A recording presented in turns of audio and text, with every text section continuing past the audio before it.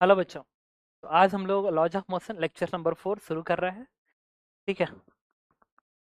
और आज कुछ अलग से मैं रिकॉर्डेड ऐड करूँगा क्योंकि तबीयत उतनी सही नहीं है। तो देखिए, तो हो सकता है कि जो फॉर्मेटिंग हो ना वो थोड़ी चेंज हो, बट आपको क्वेश्चंस अच्छे मिलेंगे प्लस एनालिसिस भी आपको अच्छी मिलेगी। तो ये है मिक्स प्रॉब्लम की सीरीज है। Question number 1। ये क्वेश्चन इरडो से कॉपी पेस्ट किया हुआ है और कह रहा है कि, और इसका लेवल मैं लिख देता हूँ कि लेबलिंग है। ये क्वेश्चन नंबर 1 है आज का, 50% के लेवल पे।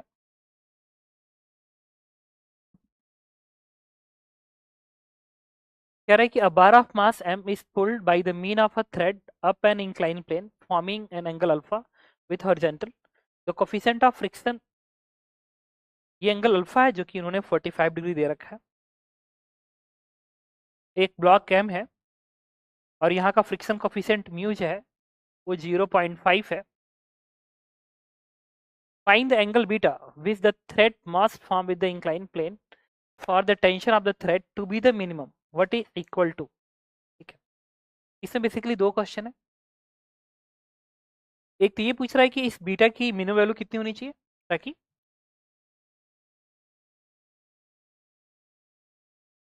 find the angle beta with the thread must form with the inclined plane for the tension of the thread to be minimum and what is equal to।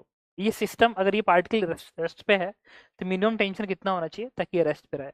और इस तरह क्वेश्चन आपके teachers ने आपको क्लास में कराया होगा कि एक हॉरिजॉन्टल फ्लोर है, उस पर एक ब्लॉक आपने रखा है, उस पर आपने फोर्स लगाया है, तो मिनिमम फोर्स कितना आता है। तो याद करिए वैल्यू आती है mu M G upon root 1 + mu square, और वो आता है 10 इनवर्स म्यू पे अगर एंगल लगाते हैं तो मिनिमम फोर्स पर स्लाइड हो जाता है। ऐसे क्वेश्चन आपको कराए गए होंगे। और नहीं कराया गया है तो कोई बात नहीं, मैं आपको बताता हूँ। एकदम सेम पैटर्न का क्वेश्चन है बट ये इंक्लाइन प्लेन पे है। तो हम वैल्यू बाद में रखेंगे, सबसे पहले मैं एफबीडी बनाता हूँ। ये जो ब्लॉक है, यहाँ पे टेंशन टी मैंने ऐसे दिखाया, यहाँ का एन ऐसे,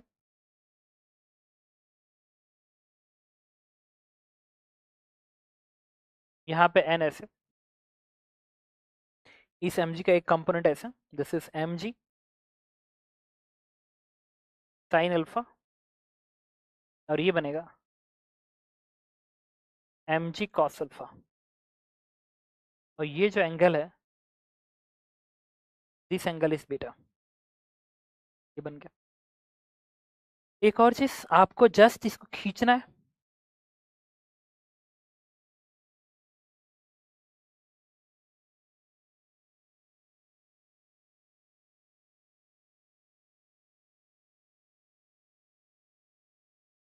टू बी मैन टेंशन आपको मिनिमाइज करनी है। तो यार अगर मुझे टेंशन मिनिमम निकालना है, पता है क्या होगा कि ये टेंशन अगर कम से कम करेंगे तो ये ब्लॉक इधर स्लिप करना चाहेगा, इधर स्लिप करना चाहेगा।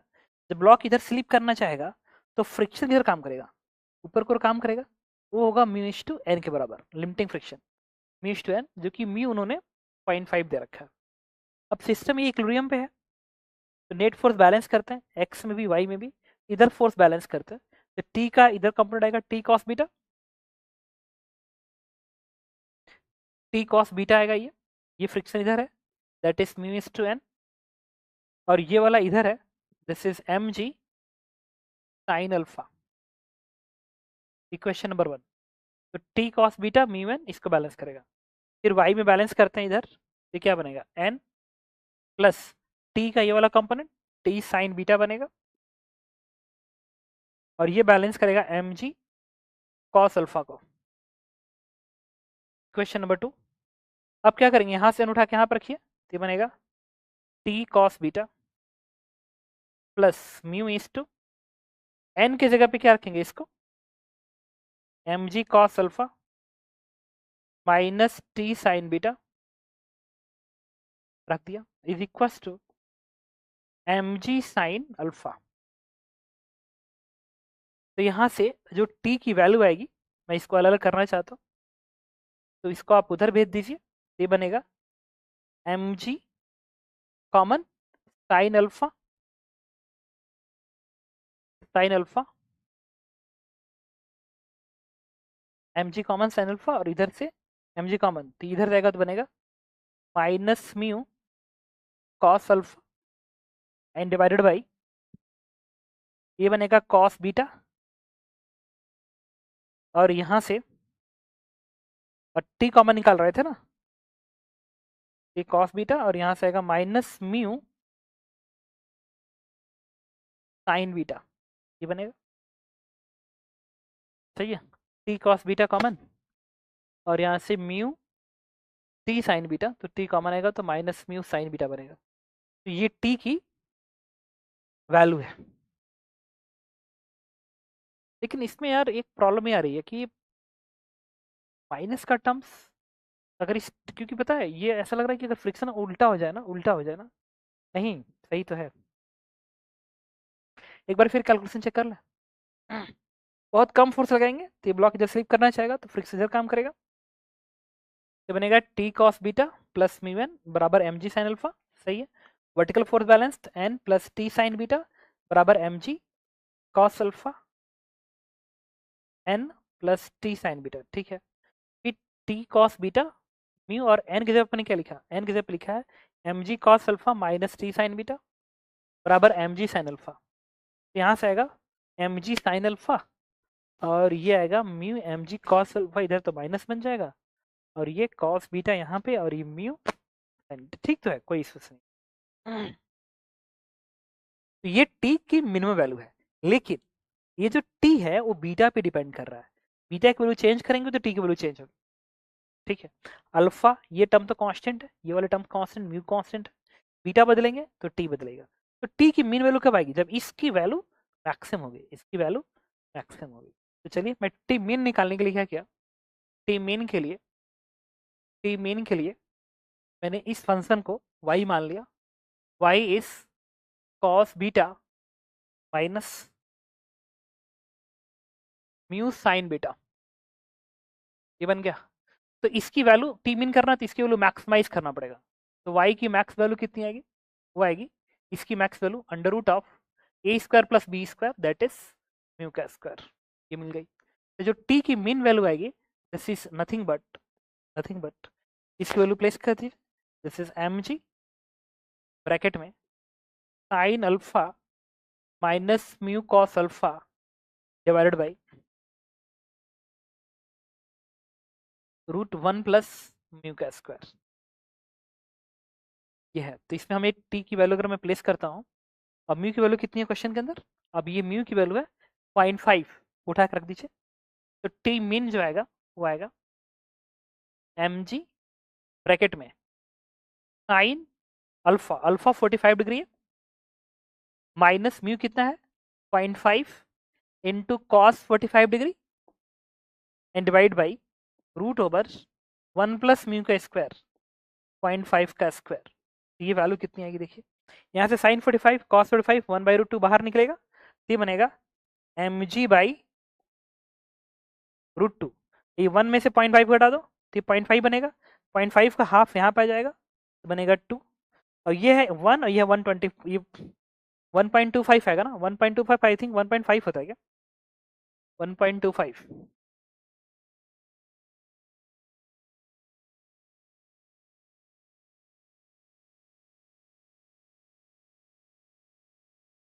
रूट ओवर 1.25,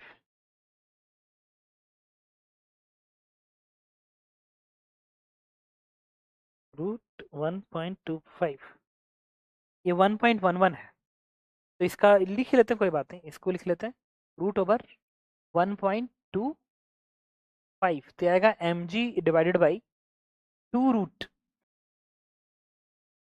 1.25 इस्ट 2, ये 2.5 आ गया,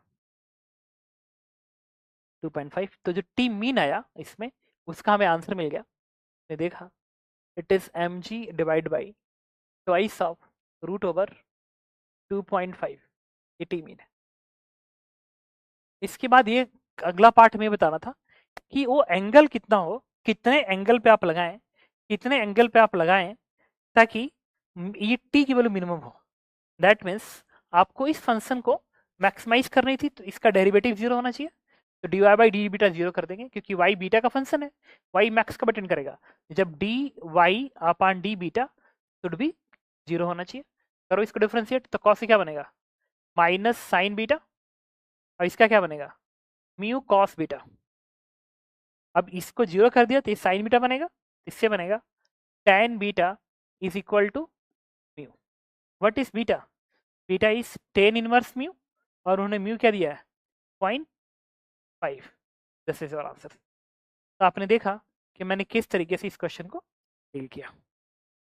ठीक है, नाउ अब आते हैं आज के क्वेश्चन नंबर 2 पे। ये देखिए,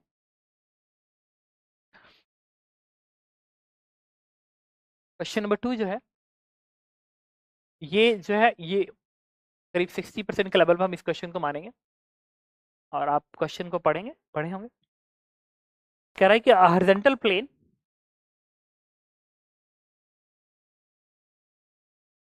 आप एक बार पढ़ लीजिए।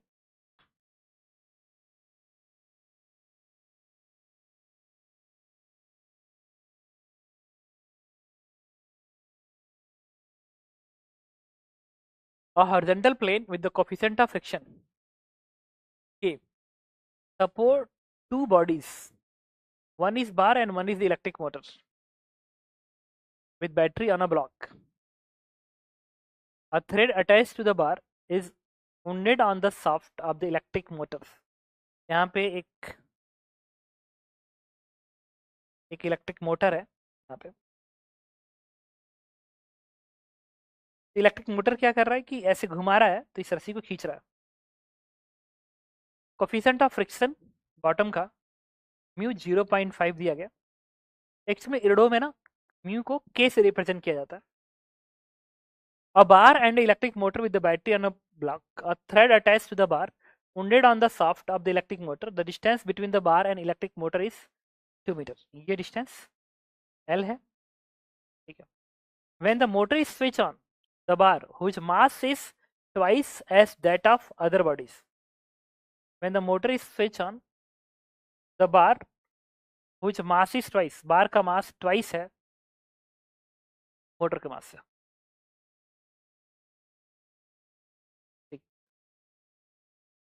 other bodies. When a motor is switched on, the bar whose mass is twice as great as ditna start moving with constant acceleration w. इसका जो एक्सेलरेशन है वो w कह रहा है, मतलब इसको a मान लेते हैं। इसका एक्सेलरेशन a जो है वो बराबर है 2 मीटर पर सेकंड स्क्वायर, तो अलग से लिखा होगा 2 मीटर पर second square. How soon will the bodies collide, कितने टाइम बाद ये बॉडीज कोलाइड हो जाएंगे, तो समझते हैं।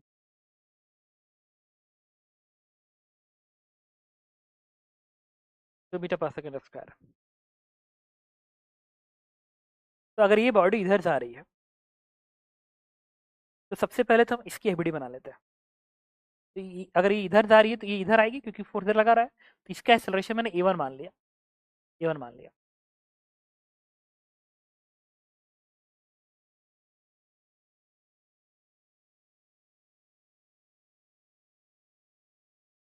अब 20 की दूरी l है, तो ये 20 की जो दूरी है वो किस रेट से कम हो रहा है। अगर इसको मैं a2 मान लूँ और इसको a1 मान लूँ, तो ये इधर जा रहा है, इधर जा रहा है, तो रिलेटिव एक्सेलरेशन कितना आएगा, a1 प्लस a2। तो relative acceleration is a1 plus a2, कितना आएगा। तो इस रिलेटिव एक्सेलरेशन से इनकी 20 दूरी कम हो रही है, तो कितना टाइम में दूरी जीरो हो जाएगी, तो s बराबर ut plus half at square, तो half relative acceleration a1 plus a2 into T का स्क्वायर। अब a1 प्लस a2 है तो हमारा आंसर आ जाएगा। a2 तो पता है, बस a1 निकालना पड़ेगा। एक काम करते हैं, इस मोटर की इस बार की वीडियो बनाते हैं। जब आप इस बार की वीडियो बनाओगे ना, तो आप टेंशन टी आगे दिखाओगे, टेंशन टी आगे, और यहाँ पे जो फ्रिक्शन होगा, ठीक है, चूंकि आगे जा रहा है तो फ्रिक्शन मैंने पीछे को दिखाया, और वो होगा म्यू म्यू एम इंटू जी होगा, और ये एक्सेलरेशन a2 है जो कि 2 के बराबर है। इस पे लिखेंगे बराबर है में, तो t minus this, t minus 5 दूनी 10 1 mg, ये बनेगा t minus this equals to, इसका मास कितना है 2m, तो 2m इंटू ए टू कितना है 2 के बराबर। तो यहाँ से टी की वैल्यू हो जाएगी आपकी ये जी 10 आएगा, यहाँ से 4, ये 14 एम आ गया। अब बनाएंगे इस मोटर की बीडी। अगर मैं इस मोटर की बीडी बनाता हूँ, ये टेंशन टी मैं ऐसे दिखाऊंगा, ठीक है। और यहाँ पे मुझे बताइए यहाँ का फ्रिक्शन, चूंकि ब्लॉक इधर से आ रहा है तो यहाँ पे फ्रिक्शन पीछे की ओर काम करेगा, और कितने का mu 0.5 M into 0.5 M G, और ये टी इधर काम करेगा। अब ये एक्सेलरेशन ए1 है, तो इस पे लिखेंगे एफ बराबर एम ए इधर, तो T minus this force 0.5 M G बराबर इसका मास कितना एम है इंटू ए1। अब टी की वैल्यू कितनी है, टी की जो वैल्यू है 14 एम यहाँ से है, इसको उठा के आप यहाँ रख दीजिए, ये बनेगा 14 एम माइनस 0.5, अच्छा ये 0.5 एम जी मिलके 10 5 हो जाएगा, ये 5 एम बराबर M is to A one. इससे ए वन की वैल्यू आएगी 14 में से 5 गया 9, 9 बन गया। तो आपको ए टू पता है 2 और ए वन पता है 9, ये एल इक्वेशन हो जाएगा। एल कितना है क्वेश्चन में, एल है 2 metre, 2 metre is equal to half A one plus A two, ये 2 है और वो 9 है, तो 11 बनेगा, इसके जगह 11 इंटू टी स्क्वायर। तो यहाँ से टाइम की वैल्यू क्या आ गई, इट इज 2/√11 सेकेंड, और ये आपका आंसर मिल गया। तो आपने देखा कि किस तरीके से मैंने क्वेश्चन नंबर 2 को समझाया। एकदम बेसिक क्वेश्चन है इरडो का। मैंने क्या किया, इसकी एबीडी अलग बनाई, इसकी एबीडी अलग बनाई, ए बराबर एम ए लिखा, और रिलेटिव मोशन के साथ से एस बराबर UT plus half T square से टाइम निकाला। Okay, now this is the question number 3 आज का। क्वेश्चन नंबर तो 3 है, ठीक है। इसको मैं 50% के लेवल पे रखूंगा। जो क्वेश्चन है वो बहुत ही ज़्यादा डिफिकल्ट तो नहीं है, बट ठीक है, आपको प्रैक्टिस करनी चाहिए ऐसे क्वेश्चन होगी। कह रहा है कि force F is applied on the upper pulley if F बराबर 30t where t is in time second, find the time when m1 lose the contact with the floor। कह रहा है कि अगर यहाँ पे फोर्स लग रहा है वो 30t के बराबर है, तो टाइम बताइए जब m1 इस कॉन्टैक्ट को लूज करेगा, m1 इस कॉन्टैक्ट को लूज करेगा। तो ठीक है, सोचते हैं। अच्छा ये 30t है, अगर ये t है और तो फिर ये टेंशन अगर t है तो ये t, तो ये भी t आएगा, ये भी t आएगा, ये भी क्या आएगा t आएगा, यहाँ क्या आएगा, अच्छा ये टी तो 3t, ये 3t 30t के बराबर है, तो 3t बराबर 30t, then what is t, tension हो जाएगा 10t 10t। अब सोचते हैं, सबसे पहले इस m2 की एबीडी बनाते हैं। जब m2 की एबीडी बनाओगे तो टेंशन t ऐसे दिखाओगे, और इसका वेट 1g नीचे, दैट इज 10 न्यूटन, ये m2 की एबीडी है। उसी तरीके से m1 की एबीडी बनाते हैं। जब आप m1 की एबीडी बनाएंगे, ये टेंशन क्या है 2t, ये 4 kg का है तो बनेगा 4g, दैट इज 40। तो सबसे पहले तो हम ये देखते हैं कि सबसे पहले उठेगा कौन, ये देखेंगे सबसे पहले उठेगा कौन। पहले तो मैं ये मान के चल रहा हूँ कि ना ये उठा ना ये उठा, क्योंकि टेंशन शुरू में कम होगा। अगर टेंशन शुरू में कम होगा तो ये भी धरती पे ही रहेगा, ये भी धरती पे ही रहेगा। तो सबसे पहले कौन उठेगा, तो लेट सबसे पहले m2 उठता है, चेक कर लेते हैं। लेट सबसे पहले m2 उठेगा, भाई किसी न किसी को तो मानना पड़ेगा कि पहले कौन उठेगा, m1 उठेगा कि m2 उठेगा। तो मैंने m2 को मान लिया सबसे पहले m2 उठेगा। m2 कब उठेगा, जब ये t इस 10 के बराबर होगा। तो t अगर 10 के बराबर हो गया, और t किसके बराबर है 10t, फर्स्ट रिटर्न, तो t बराबर 1 सेकेंड।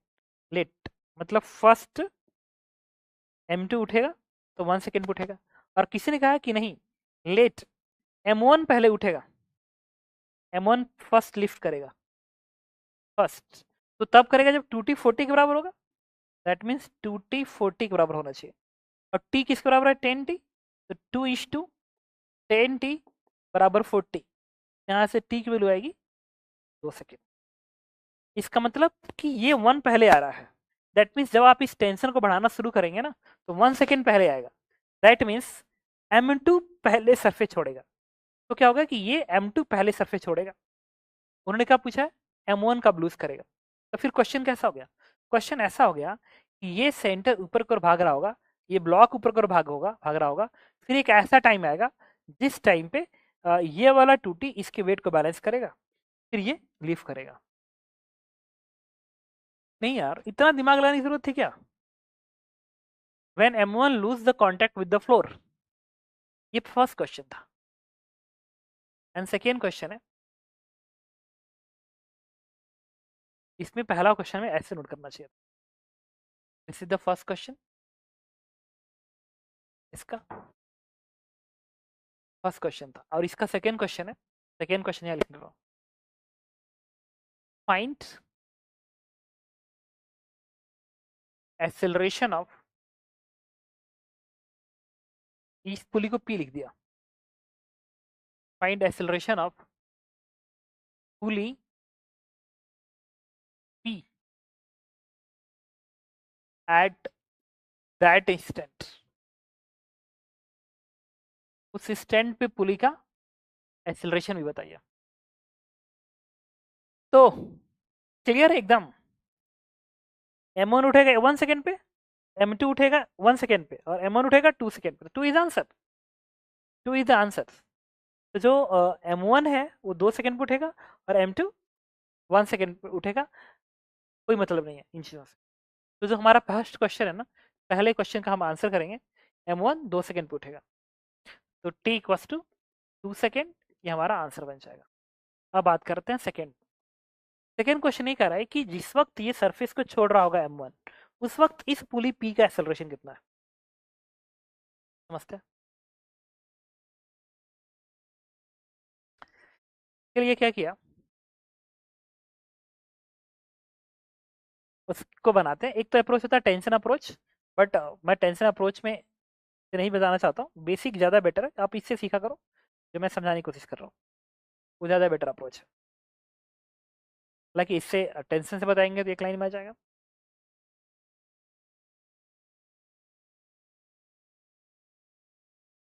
ये इसका एक्सेलरेशन निकालना है, that is let this is a. और पहले कौन उठा था, पहले M2, M2 पहले उठेगा, तो कुछ समय बाद M2 के पास एक एक्सेलरेशन होगा, दिस इज लेट्स 2 M2, और इसका एक्सेलरेशन कितना है, 0 एट टाइम। जिस टाइम पे उठने वाला होगा उस वक्त इसका एक्सेलरेशन 0 होगा, इसका A2 होगा। अब इस A2 और इस A में क्या रिलेशन है ये निकाल लीजिए। और A2 कैसे निकलेगा, तो यहाँ का टेंशन कितना है, यहाँ का टेंशन T है, ये टेंशन T है, तो T और इसका वेट M2 G, वो कितना आ रहा है, 10 न्यूटन है, M2 का 10 न्यूटन, ऐसे 10। यहाँ पे 4 से क्वेश्चन क्या लिखेंगे, T माइनस 10 बराबर, T माइनस 10 बराबर M2 का मास कितना है 1 kg है, तो 1 kg इंटू इसका एक्सेलरेशन A2। अब T कितना है, T 10T है, तो यहाँ पे लिखेंगे 10T माइनस 10 बराबर A2, और किस टाइम पे, 2 सेकेंड पे, तो यहाँ पे 2 सेकेंड पर 20, 2 सेकेंड रखिए तो 20 माइनस 10 10, A2 कितना आ गया 10। बट हमारा आंसर तो ये निकालना बाकी है। इसके लिए मैंने स्ट्रिंग कांस्टेंट का हेल्प लिया। ठीक है, मान लिया कि इसके सेंटर और इस ब्लॉक के बीच की दूरी, मैं अपने मन से मान लिया कि ये x1 है, इसके और इसकी बीच दूरी, इसकी बीच दूरी x2 मान लिया, इसकी बीच दूरी x3 मान लिया। This is the string constant. ठीक है, तो आप क्या करेंगे, x1 plus x2 plus x3 बराबर constant, x1 plus x2 plus x3 का सम कांस्टेंट करेंगे। चलिए x1 के नीचे लिखते हैं, इसके नीचे लिखते हैं, तो ये ऊपर जा रहा है A2 से तो कम कर रहा है, लिखेंगे माइनस A2। ये ऊपर जा रहा है A से तो इसको बढ़ा रहा है, लिखेंगे प्लस A। x2 के नीचे क्या लिखेंगे, इसके नीचे x2 ये है, इसके नीचे ये ऊपर जा रहा है A से तो इस दूरी को बढ़ाएगा तो प्लस A, और ये इससे अटैच है तो ये पुली भाग ही नहीं रही होगी, जब ये नहीं भाग रहा है तो 0, लिखने की जरूरत नहीं है। अब लिखेंगे x3 के नीचे, तो ये A से जा रहा है तो इस दूरी को बढ़ा रहा है, बट ये नहीं भाग रहा है तो सिर्फ प्लस ए लिखेंगे, प्लस ए, एक्स के नीचे प्लस है, इसके नीचे इतना, एंड दैट इज 0। डिफरेंशिएट करने के बाद इसे देखिए, एक ए, इससे a2 क्या आ जाएगा, दैट इज 3 है, a2 आ गया 3 है। और आपसे पूछा गया था a की वैल्यू बताइए, ये होगा a2 अपान 3, a2 है 10, तो that is 10 upon 3 metre per second square. इस तरीके से मैंने आपको इस क्वेश्चन का आंसर बता दिया, 10/3 मीटर पर सेकेंड स्क्वायर। तो आपने देखा कि एक अच्छा कांस्टेंट रिलेशन था जो आपको समझ में आया होगा। ठीक है, तो इसके बाद है, इसके बाद आते हैं हम नेक्स्ट क्वेश्चन पे, आज का क्वेश्चन नंबर 4। क्वेश्चन नंबर 4 जो है ये भी, अब मैं मान के चलता हूँ कि 50% के ही लेवल पे क्वेश्चन है, 50% के लेवल पे क्वेश्चन है। और पढ़िए, कह रहा है कि a block capital M slide down और frictionless incline as shown in the figure. Find the minimum friction coefficient so that m बराबर 1 kg does not slide with respect to capital M. ये इंक्लाइन फ्रिक्शनलेस है, कह रहा है इसके बीच में यहाँ का फ्रिक्शन कोफिशिएंट कितना हो ताकि ये ब्लॉक इस पे स्लाइड ना करे। जब ये इस पे स्लाइड नहीं करेगा तो इसके बीच में फ्रिक्शन क्या है, स्टैटिक फ्रिक्शन होगा, कोई स्लिपिंग नहीं हो रही है। तो अगर मैं ऐसे एक सिस्टम बना लो, एक ऐसे सिस्टम बना लो, ऐसे सिस्टम, तो इस पूरे सिस्टम पे का में दोनों ही का एक्सर्शन सेम होगा, इधर ए, इसका भी इधर ए, और नेट फोर्स इधर कितना होगा बताइए दोनों का, वो आएगा small M plus capital M G sine theta equals to total mass into acceleration. इससे ए की वैल्यू आ जाएगी जी साइन थीटा, इससे ए की वैल्यू आएगी जी साइन थीटा, क्योंकि दोनों में कोई स्लिपिंग नहीं है तो पूरा सिस्टम एक साथ ऐसे जा रहा होगा, तो ये इतना आएगा। अभी इस ए बराबर लिखेंगे जी साइन थीटा, तो G sine theta is 37 degree, it is 3/5 आ गया 6 मीटर पर सेकेंड स्क्वायर। तो इसकी एक्सेलरेशन है 6 मीटर पर सेकेंड स्क्वायर। अब ये ब्लॉक जब इस पे स्लिप नहीं कर रहा है, हम एक बार इस वेस के फ्रेम पे चले जाते हैं। तो जब मैं इस वेस के फ्रेम पे जाऊंगा,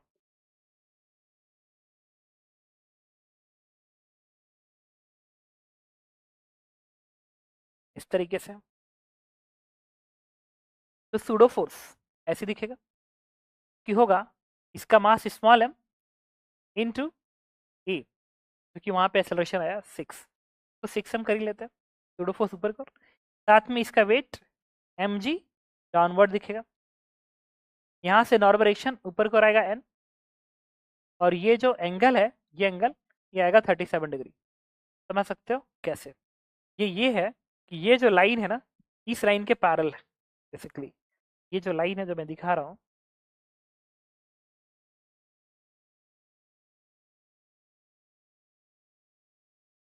सूडो फोर्स इस लाइन के पैरेलल ऐसा आएगा, सूडो फोर्स इस लाइन के पैरेलल आएगा, जो कि है 6 इंटू एम के बराबर, 6 इंटू इस ब्लॉक का मास है दूसरा। और ये जो लाइन है ये हॉरिजॉन्टल से 37 डिग्री बना रही है, ये लाइन हॉरिजॉन्टल से 37, तो ये भी लाइन एंगल क्या बनाएगा 37 डिग्री।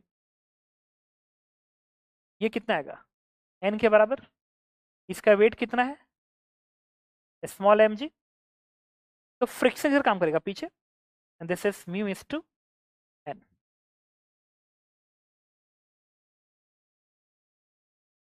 अब हॉरिजॉन्टल फोर्स बैलेंस करते हैं, हॉरिजॉन्टल फोर्स बैलेंस करिए, तो क्योंकि ये इसके रिस्पेक्ट में रेस्ट में, तो हॉरिजॉन्टल फोर्स बैलेंस तो बनेगा म्यू एन बराबर 6 एम कॉस 37 डिग्री, वाई में फोर्स बैलेंस करिए तो बनेगा एन ऊपर को 6 एम का ये वाला component, it is 6 M sine 37 degree, N 6 M sine 37, M G नीचे है, यहाँ से एन बराबर हो जाएगा M G that is 10 M minus, इधर भेजिए तो बनेगा 6 एम इंटू 3/5,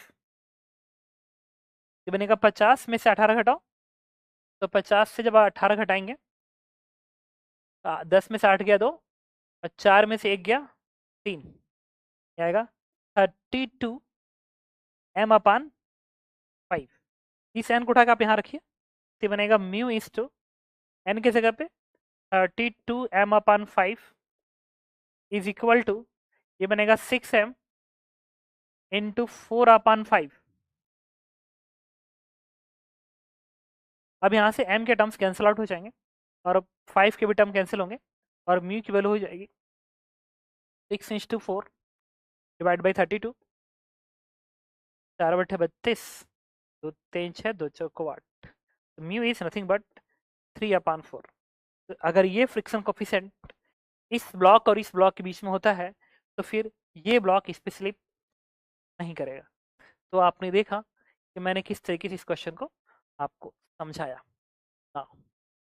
आज का नेक्स्ट क्वेश्चन है क्वेश्चन नंबर 5, और ये 2 ब्लॉक प्रॉब्लम है, इसको भी मैं 50% के ही लेवल पे रखूंगा।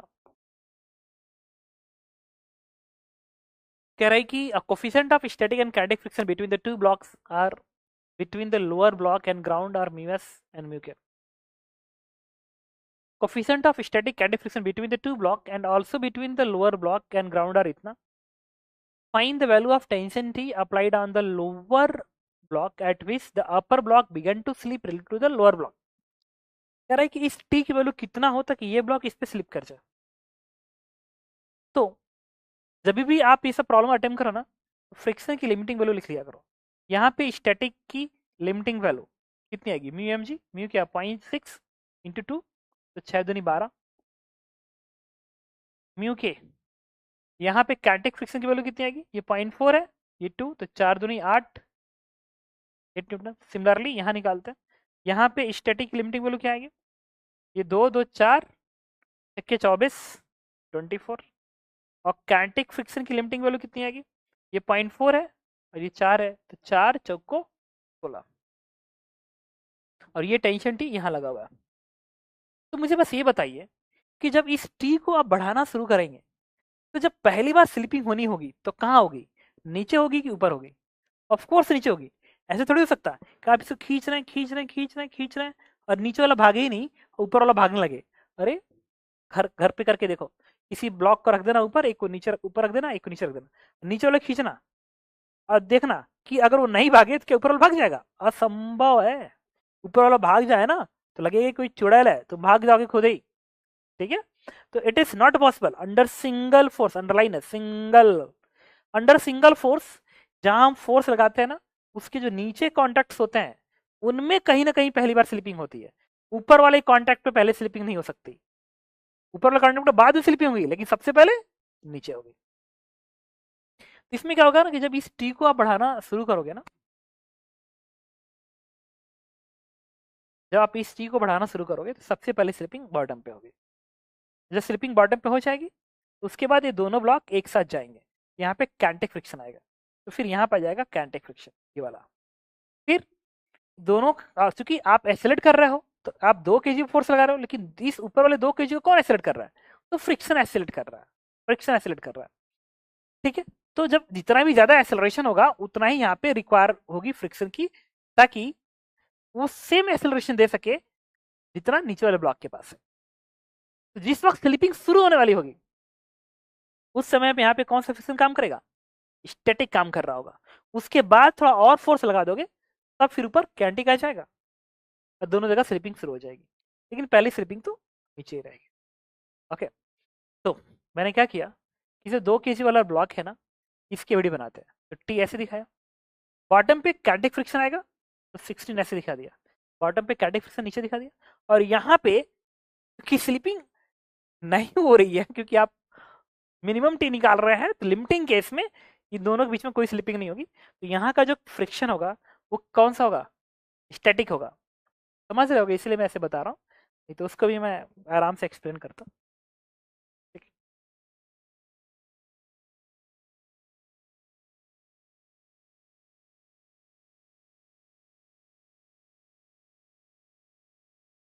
तो बॉटम पे पहले स्लिपिंग हुई है तो वहां पे काइनेटिक होगा, और जब ये टी एक सर्टेन वैल्यू को अटेंड कर लेगा उसके बाद इसके बीच में कोई स्लिपिंग, उसके बाद अगर इस टी को बढ़ाएंगे तो फिर स्लिपिंग शुरू होगी। तो जस्ट स्लिपिंग के पहले आपको तोड़ना है ना कॉन्टैक्ट ना, तोड़ना है, अंडरलाइन है, तोड़ना है, कॉन्टैक्ट तोड़ना है। तो यहाँ पे स्टैटिक फ्रिक्शन होगा। When T is at maximum value to start, maximum to minimum value to start slipping between this two, उस टी पे यहाँ पे स्टैटिक फ्रिक्शन होगा। और इस टू के ऊपर वाले 2 kg पे फ्रिक्शन आगे, तो नीचे वाला 2 kg फ्रिक्शन पीछे, इस पे फ्रिक्शन पीछे काम करेगा और वो स्टैटिक का होगा। स्टैटिक कितना ऊपर वाले सरफेस पे 12 है। अब लिखेंगे बराबर में, तो टी माइनस 12 माइनस 16 बराबर 2 kg का मास है, इसको लिखेंगे 2 kg इंटू एक्सेलरेशन है, इक्वेशन नंबर 1। अब बनाएंगे ऊपर वाले 2 kg के बीडी। तो ऊपर वाले 2 kg पे चूंकि इस पे फ्रिक्शन आप 12 इधर दिखाएं, तो इस पे फ्रिक्शन 12 आप आगे दिखाएंगे।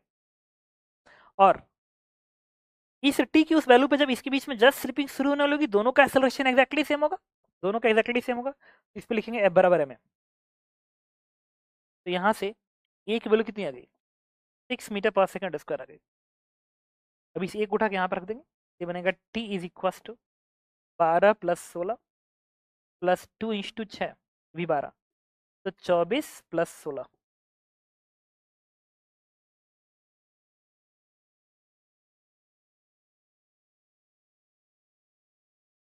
40 newton. T equal to 40 newton, और ये आपका आंसर है। इतना टी लगा देंगे तो ऊपर ब्लॉक और नीचे वाले ब्लॉक में स्लिपिंग शुरू हो जाएगी। अब कोई कहता कि बताओ टी बढ़ाओगे तो पहली बार स्लिपिंग कहाँ होगी, तो नीचे, और नीचे किस फोर्स पे होगी, 24 पे। जैसे इस टी की वैल्यू आप 24 कर देंगे, ये दोनों ब्लॉक उसके बाद 7 भागने लगेंगे, और जैसे ये टी 40 हो जाएगा, उसके बाद अगर टी को बढ़ा दिया तो इसके बीच में भी स्लिपिंग रहेगी, और यहाँ पे तो खैर होगी होगी। आपने देखा कि मैंने कैसे क्वेश्चन को अटेम्प्ट किया, आपको भी ऐसे ही सोचना था। 5 के बाद एक और बात है कि अगर ये 2 ब्लॉक प्रॉब्लम अगर आपको नहीं आते हो ना, तो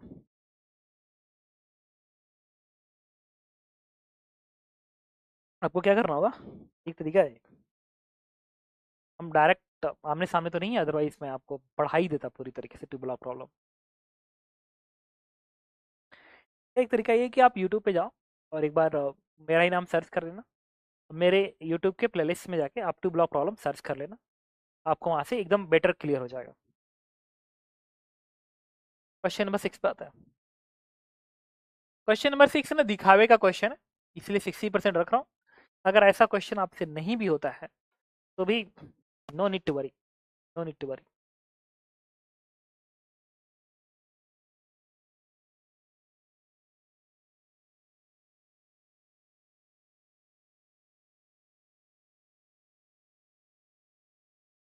पॉज करिएगा।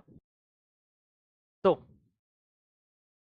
a massive bead is threaded on the long light rod, ये सब कुछ इसी का खेल है, long light rod, one end of which is pivoted to the fixed point O. Initially the rod is held horizontally and bead is at length L from the pivot. Coefficient of friction between the rod and bead is mu. इसके बीच का friction coefficient mu है। Which of following statement is correct to describe relation between the angle theta that the rod make horizontal after the rod is released and a time t? किसी t time पे जो angle theta है उसका क्या relation है? If mu is negligible, theta is this one, theta this one, if theta is this one, this one. ठीक, okay. तो massless light rod पे आते हैं। 6.0 rod is held horizontally and Beed is, ये एक एक्सिस है, पिवोट मतलब यहाँ पे एक्सिस है। डिफॉल्ट केस में फ्रिक्शनलेस एक्सिस मान रहा हूँ, फ्रिक्शनलेस एक्सिस है, पिवोटेड है। ये रॉड ऐसे यहाँ पे मास है, अब आप फिर छोड़ेंगे तो ऐसे नीचे पर गिरेगा। अब थोड़ा सा इस मासलेस रॉड की बीडी बनाते हैं। जब आप मासलेस रॉड की बीडी बनाओगे ना इस तरीके से, ये जो पिवोट फोर्स लगाएगा वो ऐसे लगाएगा, मान लीजिए एफ वाई, और एफ वाई है, इधर मैंने एफ एक्स दिखा दिया, और ये जो पिवोट है, ये पिवोट तो ये है, लेकिन ये जो रिंग है वो इस रॉड पे ऐसे फोर्स लगाएगी, ये जो रिंग है रॉड पे ऐसे फोर्स लगाएगी, ऐसे लगाएगी, रॉड तो मासलेस है, तो रॉड मासलेस है, आपको पता है कि किसी मासलेस रॉड पे नेट फोर्स भी जीरो होना चाहिए और नेट टॉर्क भी जीरो होना चाहिए। तो एक्स के तरफ से नेट फोर्स जीरो होना चाहिए, that means F x must be, F x zero होना चाहिए। अब हम बात कर रहे हैं टॉर्क की, तो टॉर्क भी हर पॉइंट पे आउट जीरो होना चाहिए। तो वाई में नेट फोर्स जीरो करते हैं, वाई में जो नेट फोर्स जीरो करेंगे वो एफ वाई और एफ एन आपस में बराबर होना चाहिए। ये तो फोर्थ इक्वेशन समझ में आया, फोर्थ इक्वेशन समझ में आया कि अगर एफ वाई एफ एन के बराबर है तो वाई में फोर्स जीरो हो जाएगा और एक्स में फोर्स जीरो करने के लिए एफ एक्स जीरो पड़ेगा। अब इसके बाद टॉर्क जीरो करते हैं, इसको टॉर्क जीरो करोगे तो एफ इसी से पास कर रहा है, एफ वाई इसी से पास कर रहा है, जीरो आएगा। और अगर ये दूरी किसी टाइम पे एक्स है तो इस एन का इसके बाद टॉर्क आएगा एन एक्स, और उसको भी क्या होना चाहिए, जीरो। एक्स तो नॉन जीरो है, that means N must be zero. N zero हो गया तो एफ वाई जीरो हो गया, दैट मीन्स एफ वाई भी, दैट मीन्स इस मॉसलेस रॉड पे कोई भी फोर्स नहीं होगा, ना एफ एक्स होगा, ना एफ वाई होगा, ना एन होगा, कोई भी फोर्स नहीं होगा। तो जब मासलेस रॉड पे कोई फोर्स ही नहीं है, ये एन भी नहीं है, तो वो जो पार्टिकल्स है जो इस मासलेस रॉड पे फोर्स लगा रही है, एक्चुअल में वो लगाएगी ही नहीं, ये एक्शन रिएक्शन पेयर होगा। अगर पार्टिकल लगाती रॉड पे फोर्स तो रॉड भी लगाता उसके ऊपर। दैट मीन्स इस मासलेस रॉड पे जब इस रिंग को आप यहाँ से छोड़ेंगे, इस रिंग को यहाँ से छोड़ेंगे तो ये रॉड इस रिंग पे फोर्स नहीं लगाएगी, तो फिर ये रिंग भी इस रॉड पे फोर्स। अब आता है, चलिए, तो जब रिंग पे कोई फोर्स ही नहीं लगेगा दैट मीन्स रिंग की एबिडी में सिर्फ आपको एक ही फोर्स दिखेगा, वह है रिंग का वेट एम जी, और तो कोई फोर्स नहीं दिखेगा। जब रिंग की एबिडी में सिर्फ एम जी फोर्स दिखेगा दैट मीन्स वो एक फ्री फॉल मोशन करते हुए नीचे उतरेगा, तो उसका मोशन फ्री फॉल हो जाएगा। तो फिर वो यहीं से फ्री फॉल मोशन करेगा इस तरीके से। एक पिवोट है ऐसा, पिवोट है, और ये रॉड है यहाँ पे ऐसा, यहाँ पे एक रिंग थी, ये रिंग ऐसे इसी वर्टिकल लाइन में फ्री फॉल करेगी। तो टी टाइम में ये कितना दूरी तय करेगी, टी टाइम में जब रॉड यहाँ पर आ जाएगा इस तरीके से, जब टी टाइम में रॉड यहाँ पे आएगा तो रिंग यहाँ पर आ जाएगी, और रिंग का एक्सेलरेशन जी है, ये डिस्टेंस आएगा U T plus half at square, U zero है, it is half G into T का स्क्वायर, बन गया इतना। आगे अब आता है, ये लेंथ एल है, ये भी एल ही रहेगा, और ये वाला एंगल क्या है, थीटा। इन्होंने थीटा पूछा तो इस ट्रायंगल में लिख सकता हूँ tan theta is equal to this length is half G T square divide by L, तो यहाँ से थीटा आ जाएगा tan inverse G T square divide by 12, and this is your answer, this is your answer. इस तरीके से मैंने theta की वैल्यू कैलकुलेट की कि म्यू इज नेग्लेजिबल, इस म्यू से कोई मतलब नहीं है, क्यों कि जब एन ही जीरो है तो म्यू कहाँ से आएगा। और अगर आप इसको एफबीडी से भी समझते तो भी समझ सकते थे, अगर फ्रिक्शन दिखाते तो आप ऐसे दिखाते, ये एफ एक्स ऐसे तो फ्रिक्शन आप ऐसे दिखाते, और क्या कहते कि ये एफ एक्स और ये वाला आपस में बराबर होगा, ये बराबर होना चाहिए। और जब एन जीरो आ रहा है तो जो फ्रिक्शन एफ एक्स होता है वो कुछ और नहीं, म्यू इज टू एन होता है। जब एन जीरो है तो एफ एक्स भी जीरो होगा, दैट मीन्स जब एन ही नहीं तो फ्रिक्शन कैसे आ सकता है, पॉसिबल ही नहीं है। तो फ्रिक्शन की वैल्यू, म्यू की वैल्यू कुछ भी हो, फ्रिक्शन नहीं आएगा, the reason is N zero है, एन जीरो है, फ्रिक्शन म्यू इंटू एन होगा, फ्रिक्शन नहीं आएगा क्योंकि एन जीरो है, म्यू हो या ना हो, that means mu is negligible, theta is इतना, म्यू के किसी वैल्यू के लिए यही रहेगा, तो ये भी सही है। If mu is finite theta is इतना, ऑफ कोर्स ये भी सही है, म्यू पे डिपेंड ही नहीं कर रहा, if mu is finite theta is smaller than, गलत है, बिल्कुल नहीं, आंसर इज स्मॉलर, म्यू की हर वैल्यू के लिए आंसर सेम रहेगा। ओके, क्वेश्चन नंबर 6 के बाद क्वेश्चन नंबर 7 पे आते हैं, और क्वेश्चन नंबर 7 जो है ये मैं मान के चलता हूँ कि 50% के लेवल का क्वेश्चन है।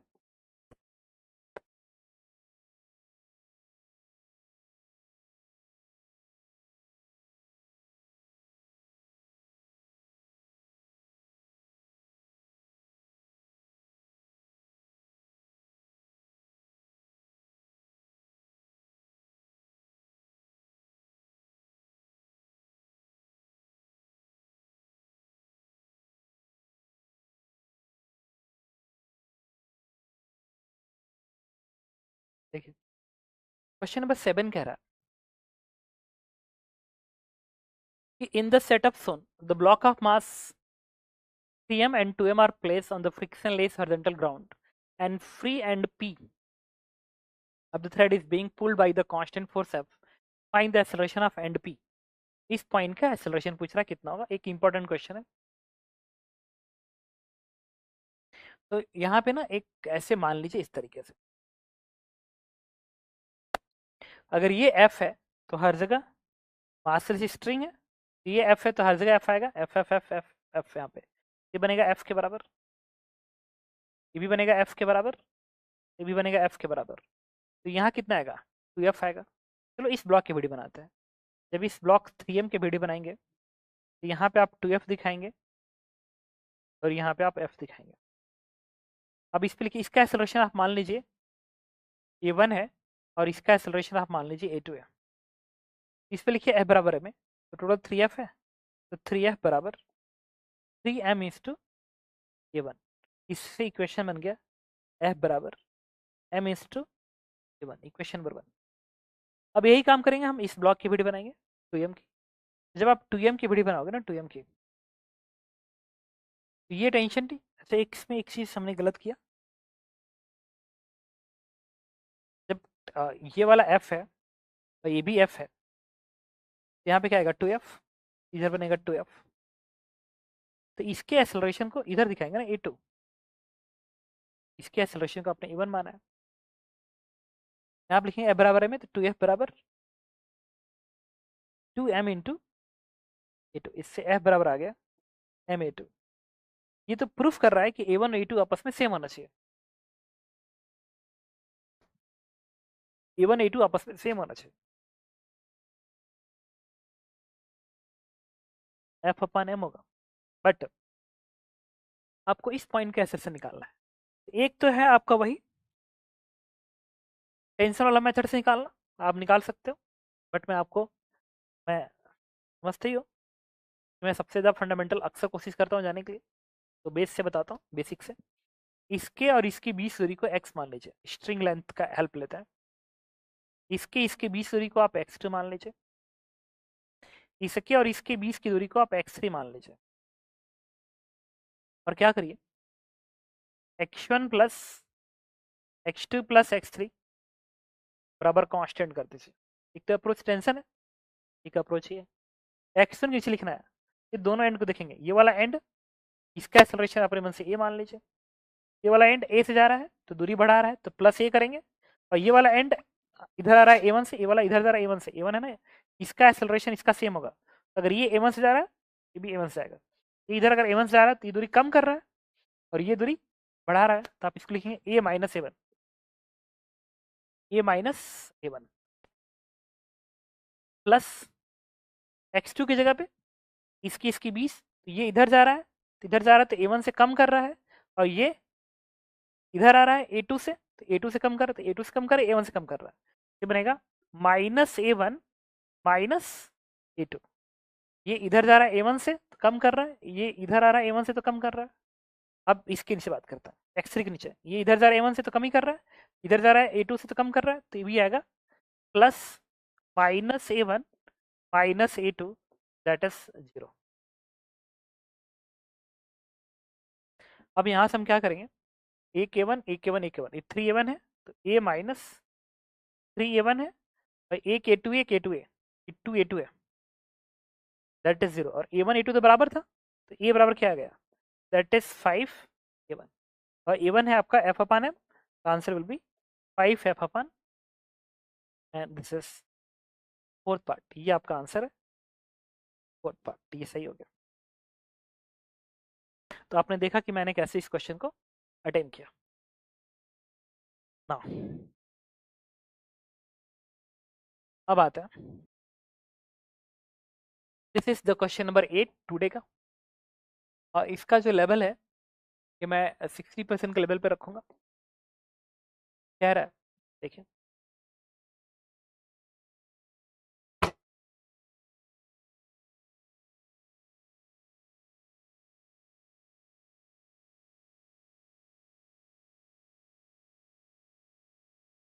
बढ़िया। A system is shown in the figure. All contact surfaces are frictionless and string is tight and extensible. Wedge A move toward right with speed 10 metre per second. ये इधर जा रहा है 10 मीटर पर सेकेंड से। And velocity of B is relative to A in downward direction along the incline.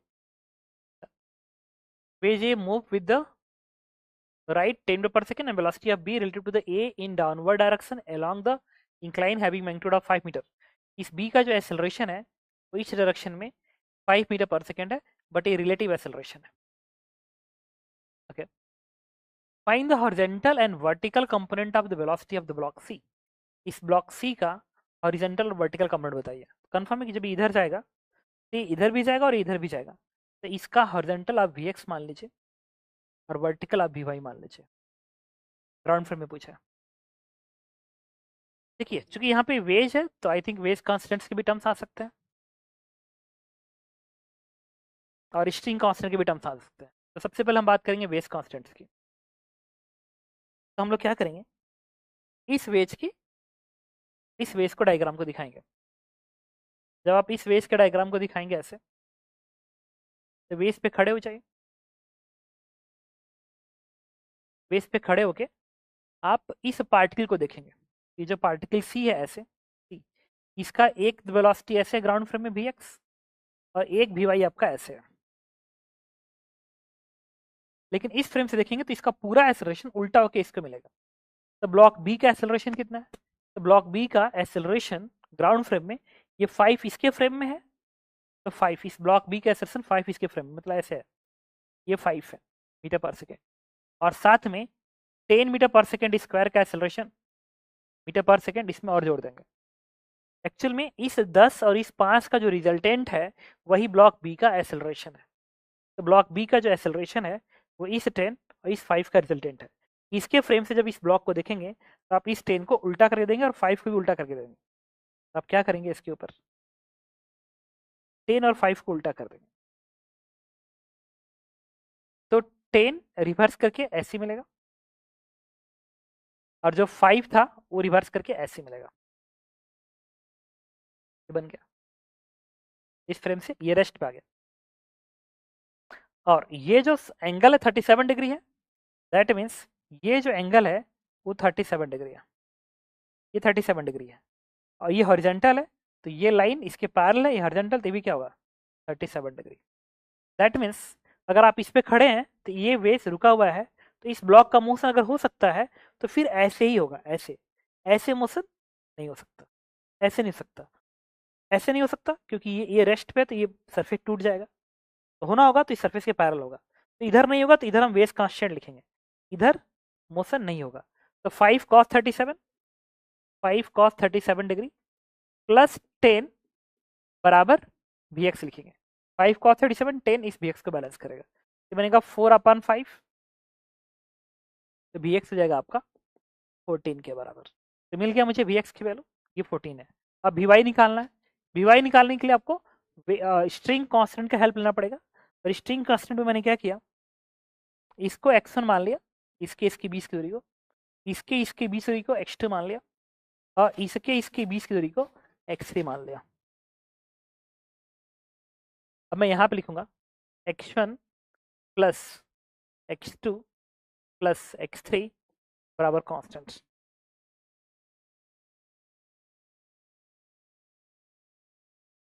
अब लिखेंगे equation x1 के नीचे, ये है x1 के नीचे, तो क्या ये ब्लॉक नीचे जा रहा है Vy से, हाँ जा रहा है। अगर ये Vy से जा रहा है तो इस दूरी को बढ़ा रहा है, तो आप लिखेंगे यहाँ पे प्लस Vy। क्या इस पुली का सेंटर नीचे जा रहा है, देखना पड़ेगा। इस पुली का सेंटर की वेलोसिटी वही होगी जो इसकी होगी।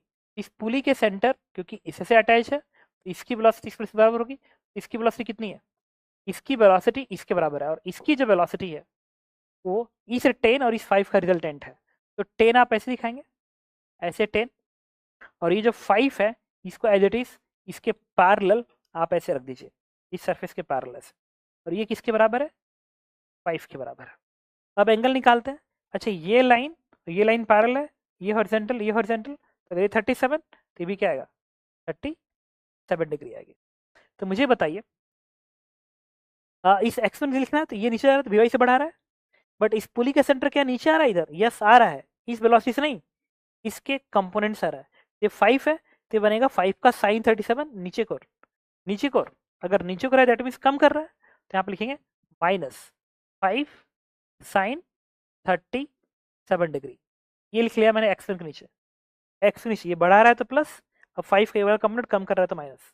अब लिखेंगे x2 के नीचे, ये तो भाग नहीं रहा है लेकिन ये इधर जा रहा है, इधर इधर जा रहा है तो इस दूरी को बढ़ा रहा है, तो इस दूरी को किससे बढ़ाएगा, ये 5 है और इस 10 का भी कंपोनेंट इधर आएगा 10 cos 37, उससे इस दूरी को कम करेगा, ये 5 से इसको कम कर रहा है और 10 cos 37 से कम कर रहा है, तो घटा रहा है तो लिखेंगे माइनस, माइनस ये लिखेंगे 5 प्लस 10 cos 37 डिग्री बन गया।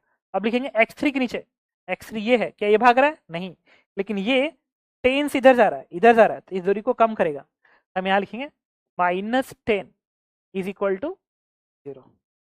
क्या करेंगे, यहाँ से आएगा वी वाई साइन 37 3/5 -3 बनेगा -5, ये बनेगा 4/5, तो 5 दूनी 10 4 दूनी 8 -8 बनेगा, ये -10 बनेगा, that is 0, that means V Y is nothing but 5 3 8 8 16 10 26 26। तो अगर मैं कहूँ कि इधर x एक्सिस है और इधर y एक्सिस है तो उसकी वेलोसिटी कितनी होगी, पॉइंट ब्लॉक सी की जो वेलोसिटी होनी चाहिए वो 14 आई कैप प्लस 26 जे कैप होना चाहिए, और ये इसका आंसर है। तो आपने देखा कि मैंने कैसे इस क्वेश्चन को सॉल्व किया। एक बार मैं आंसर थोड़ा वेरीफाई कर लो कि क्या हमारे आंसर सही हैं।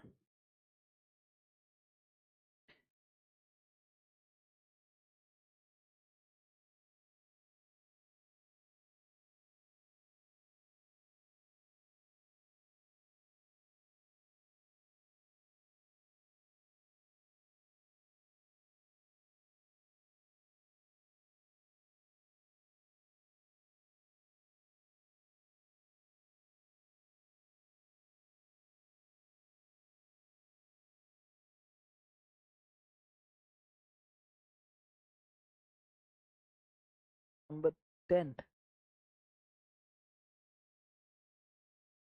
हॉरिजॉन्टल है 14 एंड वर्टिकल है 26, यस ये आंसर सही है। इसके अलावा भी हमारे पास कोई क्वेश्चन था, ये तो वेरीफाइड है, ये वेरीफाइड है, वेरीफाइड था, ये भी वेरीफाइड है, पर इसको देखें हमारे पास है। ठीक है, इसके बाद दी भी ठीक है,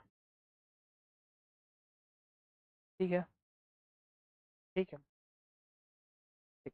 तो इसके बाद आते हैं हम नेक्स्ट क्वेश्चन पे, वो है दिस वन इज, और ये क्वेश्चन बहुत ही प्यारा क्वेश्चन है, और ये आज मैं रखूंगा इसको क्वेश्चन नंबर 9, इसको हम लोग रखेंगे 60% के लेवल पे, और ये आपको समझना पड़ेगा, क्वेश्चन 60% के लेवल पे है, और इसको देखिए कह रहा है in the figure shows the block A and C are pull down with the constant velocity u, ये u के कांस्टेंट स्पीड से जा रहा है, find the acceleration of block B, find acceleration of block B assuming b बराबर 2 metre, ये 2 metre है, और u किसके बराबर है 2 मीटर पर सेकेंड। ठीक है, तो ओके, इसकी वेलोसिटी अभी मान लीजिए, और भी का इस थीटा के साथ रिलेशन स्टैब्लिश करना पड़ेगा। मैंने क्या किया, इस लेंथ को x1 बोल दिया, इस लेंथ को x2 बोल दिया, ये लेंथ भी सिमेट्री से x2 ही होगी, ये लेंथ सिमेट्री x3 बोल दीजिए, इसको बोल दिया x4, ये x1 x2 x3 x4।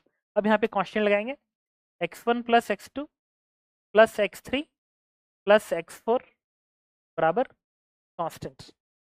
ठीक है, और इसके बाद ठीक है देखता हूँ, तो x1 के नीचे क्या लिखेंगे, इसके सेंटर का है तो यू से नीचे जा रहा है तो बढ़ा रहा है दूरी को, तो प्लस यू लिखेंगे। x2 के नीचे ये तो भाग नहीं रहा है, लेकिन अगर ये भी से ऊपर जा रहा है तो ये भी से ऊपर जा रहा है, ये वाला एंगल थीटा है, तो भी का कंपोनेंट इधर आएगा ना। अगर ये भी से ऊपर जा रहा है, भी से, भी का cos component, it will be minus भी कॉस थीटा। x3 के नीचे जब आएंगे तो ये भाग नहीं रहा है, ये इधर भाग रहा है, आप इसको लिखेंगे अगेन माइनस भी कॉस थीटा। x4 के नीचे क्या लिखेंगे, इसके नीचे ये तो भाग नहीं रहा बट ये नीचे भाग रहा है यू से तो बढ़ा रहा है, लिखेंगे प्लस यू, एंड डिफरेंस सी का 0। अब यहाँ से क्या करेंगे हम लोग, भी निकालेंगे, और भी की वैल्यू आ जाएगी हमारी u upon cos theta, that means u sec theta आएगा, क्योंकि भी बराबर u upon cos u sec theta आएगा। अब आपको एक्सेलरेशन निकालना है b का, तो इसको करेंगे डिफरेंशिएट, ये हो जाएगा आपका u तो कांस्टेंट है और सेक थीटा का डिफरेंशिएट, ये बनेगा sec theta into tan theta into D theta by D T, T के रिस्पेक्ट में डिफरेंशिएट कर दिया। अब आपको वैल्यू प्लेस करनी है थीटा की और D theta by D T की। इसके लिए मैंने क्या किया, ये जो डिस्टेंस है ना, इसको अपने मन से y मान लिया, इसको अपने मन से y मान लिया, और इस ट्रायंगल में लिखा, ये थीटा है ना, तो इस ट्रायंगल में लिख सकता हूँ tan theta is, tan theta is this length, tan theta नहीं, ये क्या है थीटा, ये भी है, अच्छा ठीक तो है, tan theta is this length upon this length, ये लेंथ b है अपान ये लेंथ क्या है y। तो आप क्या करेंगे, इस y को इधर भेजिए तो हो जाएगा y इज इक्वल टू, इसको लिखेंगे b, उधर जाएगा तो बनेगा cot थीटा, तो y बराबर b cot थीटा कर दिया differentiate, dy by D T, ये बनेगा dy by D T is equal to b, तो कांस्टेंट है और थीटा बदल रहा है, तो इसका डिफरेंस बनेगा minus cosec square theta into D theta by D T. अब मुझे ये बताइए, ये जो डी बाई डी टी है, ये y है, ये ब्लॉक अगर ऊपर जा रहा है तो ये ऊपर जा रहा है तो कम हो रहा है ना, ये दूरी कम हो रही है, तो ये डी बाई डी टी कुछ और नहीं माइनस भी बनेगा, माइनस भी बनेगा। अभी माइनस साइन इसमें कट कर देगा, ये बन जाएगा V is equal to B cosec square theta into D theta by D T, ये बनेगा। अब क्या करेंगे हम लोग, यहाँ से D theta by D T उठा के यहाँ पर रख दीजिए, ये बराबर हो गया U sec theta tan theta into D theta by D T, यहाँ से आएगा V upon B cosec square theta, यहाँ से आपको एक्सेलरेशन की वैल्यू मिल जाएगी, the acceleration is nothing but U. अच्छा एक कोसेक है ना, इसको साइन लिख के साइन इसको थीटा ऊपर भेज दें, और ये क्या बनेगा साइन, अच्छा साइन अपान कॉस, ये भी कॉस आएगा। अच्छा भी की वैल्यू प्लेस कर दें, भी की वैल्यू ये यू सेक यहाँ प्लेस कर दीजिए, जाएगा U sec theta into tan theta divide by U sec tan upon B cosec square theta, और भी की जगह पे यू सेक थीटा, तो बनेगा यू स्क्वायर, और sec theta sec square theta बन जाएगा। अब देखिए एक्सेलरेशन की वैल्यू आ गई U square upon B into, अच्छा ये सेक है, ये साइन है, तो ये कोसेक ऊपर जाके साइन क्यू थीटा बनेगा, और एक ये आई थिंक ये टेन क्यू थीटा बनेगा, this is ten cube theta, उन्होंने बी दिया गया है एंड यू दिया है। अच्छा इसमें ना बी पता है यू पता है, बिना थीटा के टर्म का आंसर नहीं आएगा, ठीक है, तो आंसर तो खैर यही है। एक बार फिर मैं इसका आंसर वेरीफाई कर लूँ, ये क्वेश्चन है हमारा 12, 12 का आंसर है यूज कर B upon tan cube theta, yes this is answer, ये आपका आंसर है। इसमें गिवन दैट में ना आप एक चीज़ और लगा सकते हैं, एंड थीटा इज डेटा पाने के लिए, थीटा इज 45 डिग्री, तो यहाँ पे जो ए की वैल्यू आएगी आपकी वो हो जाएगी ए बराबर क्यू का स्क्वायर 2 का स्क्वायर अपान बी किसके बराबर है 2, और टेन थीटा इज 45 तो 1, यहाँ से एक वैल्यू आएगी 2 metre per second square, and this is your answer. तो आपने देखा कि मैंने किस तरीके से इस क्वेश्चन को बताया। नाउ इसके बाद एक क्वेश्चन ये है और ये क्वेश्चन इरडो का है, ठीक है। और दो क्वेश्चन को पहले मैं आपको बता दूं। क्वेश्चन नंबर 10, आज की क्लास का क्वेश्चन नंबर 10 है। यह 50% के लेवल का क्वेश्चन है। और देखिए, a small body A starts sliding down from the top of base which base is equal to L बराबर 2 मीटर। ये बेस इतना है। Coefficient of friction between the body and the base is K। यहाँ का friction coefficient मान लीजिए mu है। At what value of the angle will the time of sliding to be the least. कह रहा है ये alpha what will equal to,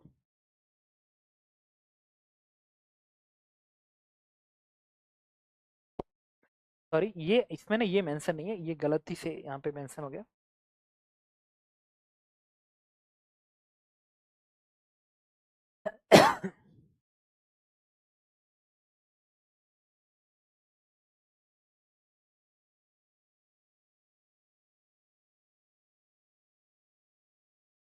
तो देखिए, कह रहा है कि मिनिमम टाइम बताइए इसको यहाँ से यहाँ तक क्रॉस करने का, अगर ये अल्फा चेंज करता जाऊँ तो। बस कह रहा है कि ये जो बेस है ना, बेस लेंथ एल होना चाहिए, बेस लेंथ एल होना चाहिए। तो अगर मैं इस अल्फा को चेंज करूं, मतलब इस इंक्लाइन को यहाँ पे करके छोड़ूं तो कुछ समय लगेगा, फिर इसको यहाँ पे करके छोड़ूं तो कुछ समय लगेगा, यहाँ पे करके छोड़ूं तो कुछ समय लगेगा। इनमें जो टाइम लगेगा वो अल्फा पर डिपेंड करेगा। अल्फा चेंज करेंगे हर बार टाइम लगाएगा। तो मैं ये जानना चाहता हूँ कि उनमें से सबसे मिनिमम टाइम है वो कितना है और उसके करस्पॉन्डिंग अल्फा कितना है, ठीक है। रेडो का क्वेश्चन है, अगर ये एल है ये अल्फा है तो ये जो एंगल बनेगा ना यहाँ से लेके यहाँ तक, ये कुछ और नहीं बनेगा, it is L sec alpha बनेगा। ये बनेगा, अगर ये दूरी एल है ये अल्फा, तो ये बनेगा एल सेक अल्फा। अब यहाँ से यहाँ तक आते समय जो इस डायरेक्शन का एक्सेलरेशन होगा, इधर का एक्सेलरेशन, वो होगा आपका जी sine alpha minus mu G cos alpha. ये बनेगा इधर का एक्सेलरेशन, अब पढ़े होंगे जी sine theta minus mu G cos theta. क्योंकि जब ब्लॉक ऐसे आएगा तो एम जी साइन थीटा इधर आएगा, फ्रिक्शन ऊपर कर आएगा, तो M G sine theta minus mu M G cos theta बराबर एम ए। तो ये इतना आ जाएगा।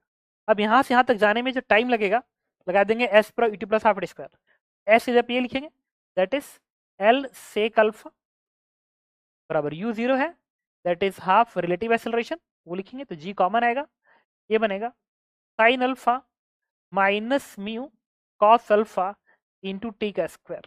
तो यहाँ से टाइम की जो वैल्यू आ जाएगी वो हो जाएगी आपकी, it is 2L upon G root over 2L upon G root over ये वाला टर्म के साथ ऊपर से एक अल्फा बनेगा ना, और ये बनेगा नीचे, that is sine alpha minus mu cos alpha, और एक और इसमें से एक अल्फा मल्टीप्लाई हो जाएगा, ये कह रहे हैं कॉस अल्फा मल्टीप्लाई हो जाएगा। आई थिंक यही आना चाहिए। देखिए 2L अपान जी और सेक अल्फा 1 अपान कॉस बनेगा, तो इसके साथ मल्टीप्लाई कैसे बन जाएगा। अब आपको टाइम मिनिमाइज करना है, ये जो अंदर का फंक्शन है इसकी वैल्यू मैक्सिमाइज करनी पड़ेगी। एक काम करते हैं, इसकी वैल्यू लिख लेते हैं, let Y and Y is sine alpha को अंदर भेजिए तो बनेगा साइन अल्फा कॉस अल्फा। तो साइन अल्फा कॉस अल्फा लिख लीजिए इसको, minus mu cos square alpha, और वाई डिनोमिनेटर में है। अगर आपको टी को मिनिमाइज करना है तो इस डिनोमिनेटर को मैक्सिमाइज करना पड़ेगा। वाई को मैक्सिमाइज करना, और वाई अल्फा का फंक्शन है, अल्फा चेंज करेंगे वाई चेंज होगा। That means for Y max, for Y max D Y by D alpha will be zero. अब इसको sine alpha into cos, first first into second definition, sine alpha into cos alpha होगा minus sine alpha, तो square बन गया, plus cos alpha into sine alpha definition, cos alpha into sine alpha का cos again, तो बनेगा cos square alpha minus mu, और cos square alpha का बनेगा 2 cos alpha into sine alpha, 2 cos alpha और कॉस साइन अल्फा, तो बनेगा plus. अब एक चीज देखिए, और ये वैल्यू जीरो के बराबर है, यहाँ से आ गया cos square alpha minus sine alpha, that is cos 2 alpha, ये आ गया आपका म्यू साइन 2 अल्फा। अब इसको आप यहाँ लेके जाइए, यहाँ लेके जाइए, तो ये बनेगा आपका इसको इधर भेजिए तो ये बन जाना चाहिए माइनस कॉस टू अल्फा बराबर you sign to alpha tan to alpha is minus में. Then what is alpha? Alpha is 1 upon 2 tan inverse minus में. तो ये इसका आंसर है बेसिकली. ये वो एंगल है जिस एंगल पे टाइम सबसे कम लगेगा. अब ये माइनस साइन है ना तो ये बनेगा ऑब्ट्यूस एंगल 0 और 90 के बीच में. अगर ये ऑब्ट्यूस एंगल बन गया 0 और सॉरी 90 और 180 के बीच में 90 और 180 के बीच में बनेगा. ये 1 अपॉन 2 आ रहा है तो पूरी डेटा को 90 से कम कर देगा और 45 से ज़्यादा कर देगा.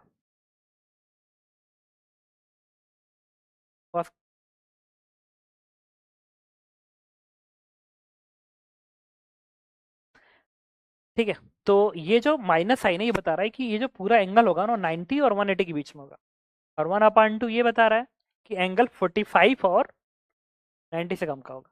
ये एंगल अगर 45 और 90 के बीच में है तो उसी समय के एक पर्टिकुलर वैल्यू जो इसके बराबर होगी ये ब्लॉक सबसे कम टाइम में यहाँ आ जाएगा जिसमें बेस कांस्टेंट रहे. अगर बेस कांस्टेंट रहे अरे से बहुत सारे आप पाथ बनाते हैं तो उस पाथ के थ्रू टाइम सबसे कम लगेगा जिसमें एंगल 45 डिग्री से ज़्यादा होगा और 90 से कम होगा और वो पर्टिकुलर एंगल ये होगा. ओके. उन्होंने पूछा अल्फा तो इसमें एल की वैल्यू दी गई है. जरूरत नहीं है म्यू की वैल्यू क्वेश्चन के अंदर मेंशन होना चाहिए दैट इज 0.5. तो अल्फा आना चाहिए हमारा 1/2 टेन इनवर्स माइनस 0.5. ये मिल गया आपको पहले पार्ट का आंसर. अब टाइम निकालना है तो टाइम आपका यही है वैल्यू उठा के प्लेस कर देंगे. तो ठीक है ये यही वैल्यू है तो क्या करेंगे आप ये जो अल्फा है ना उसको उठा के आप इसमें प्लेस करना पड़ेगा फिर ये आंसर आएगा.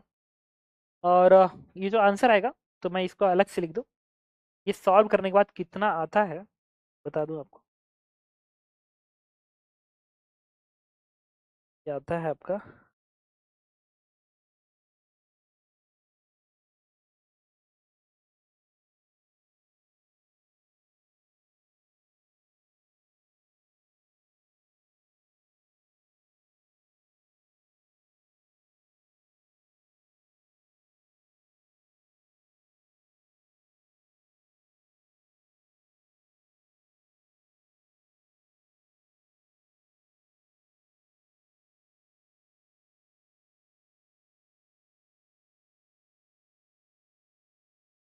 कुछ नहीं यहाँ से जो 10 अल्फा 2 अल्फा है ना उसी की वैल्यू से प्लेस करनी पड़ेगी.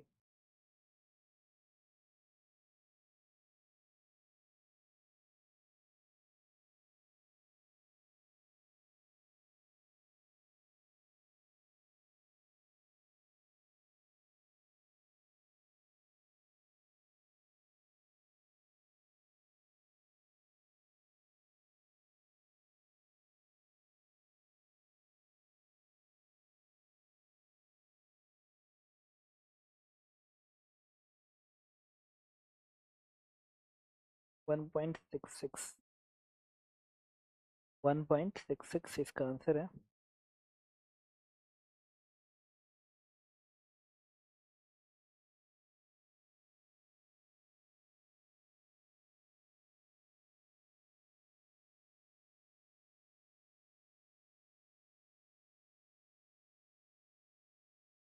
ये सब वैल्यू प्लेस करनी पड़ेगी. कोई एक्सप्रेशन के टर्म्स में नहीं है इसमें. ठीक है. तो फिर आप ना अल्फा को इसमें प्लेस कर लीजिएगा और जो आएगा वो आपका आंसर हो जाएगा. तो ये आंसर ये एक आंसर है. बाद में अल्फा यहाँ पर रखना पड़ेगा आपको या मैं रख के दिखाऊं आपको बताता हूँ. ठीक है.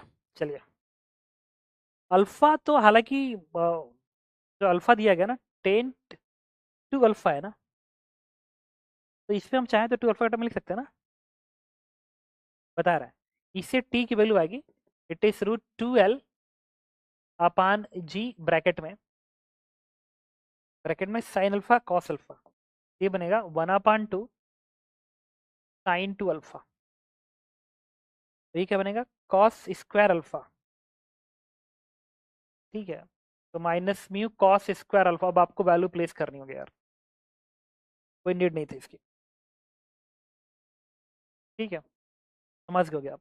इसके बाद एक क्वेश्चन ये है, और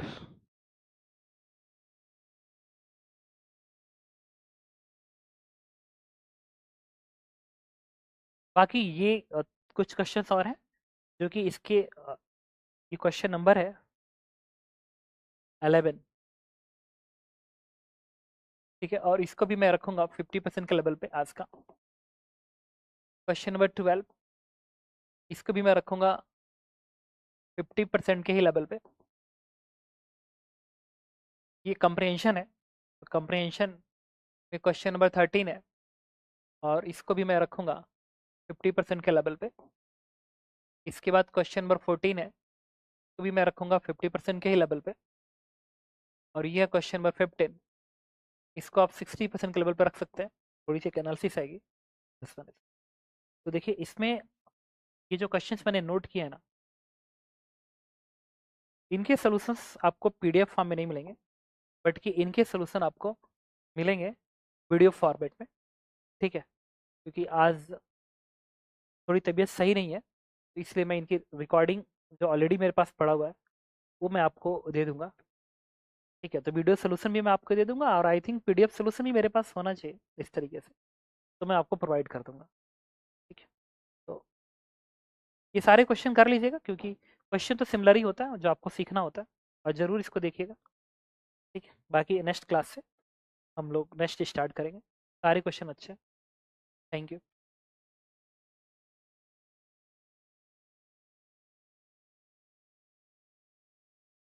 Stress with respect to the conveyor belt that is accelerating with 1 meter per second square upward at angle of 30 degree. So in the future following is correct. मतलब कन्वेयर बेल्ट है, इस पे ये ब्लॉक 1 मीटर पर second square से ऊपर की ओर जा रहा है, कन्वेयर बेल्ट के वजह से जा रहा है, मतलब कन्वेयर बेल्ट इसको लेके जा रहा है। ये the force of friction on the block is 6 newton upward along the incline plane. Okay, हम क्या करेंगे, इस ब्लॉक की हुडी बनाएंगे, तो इधर दिखाएंगे एम जी साइन थीटा, तो M G sine theta and theta is 30 degree, तो वैल्यू हो जाएगी 5। फ्रिक्शन फोर्स ऊपर को काम करेगा तभी तो जाके इसके पास एक्सेलरेशन 1 के बराबर है। इक्वेशन क्या लिखोगे, एफ -5 बराबर मास एफ, एफ -5 बराबर mass into acceleration, that means F is 6 newton. Static friction है 6 न्यूटन का। यस, ये part is correct. Force of friction on the block is 1.5 newton upward along the incline plane, गलत कह रहा है, 6 के बराबर होगा। Contact force between the block and belt, इस ब्लॉक और इस बेल्ट के बीच में कॉन्टैक्ट फोर्स कितना होगा, तो फ्रिक्शन फोर्स तो निकल गया, नॉर्मल रिएक्शन निकाल लेंगे। कॉन्टैक्ट फोर्स होता है वो कुछ और नहीं, normal reaction and friction force का रिजल्टेंट होता है। तो फ्रिक्शन फोर्स तो निकाल लिया, नॉर्मल रिएक्शन चाहिए। अच्छा, यहाँ का जो नॉर्मल रिएक्शन आएगा वो कुछ और नहीं, इसी के एम जी कॉस थीटा को बैलेंस करेगा। तो जब आप फ्रिक्शन लिखोगे, friction normal reaction, that is nothing but M G and cos of 30 degree cos theta. Doubt होगा तो मैसेज कर सकते हो। तो एन बराबर आएगा √3/2, तो दैट इज 5√3। अब यहाँ से मुझे एफ सी की वैल्यू चाहिए, स्क्वायरिंग करें तो 25 या 75 एन प्लस 6 का स्क्वायर 36, ये कितना आएगा, ये आना चाहिए। Contact force between the block and belt is 10.5। अब इसका रूट करना पड़ेगा तुम्हें, तो इसका रूट मैं बताता हूँ कितना आना चाहिए।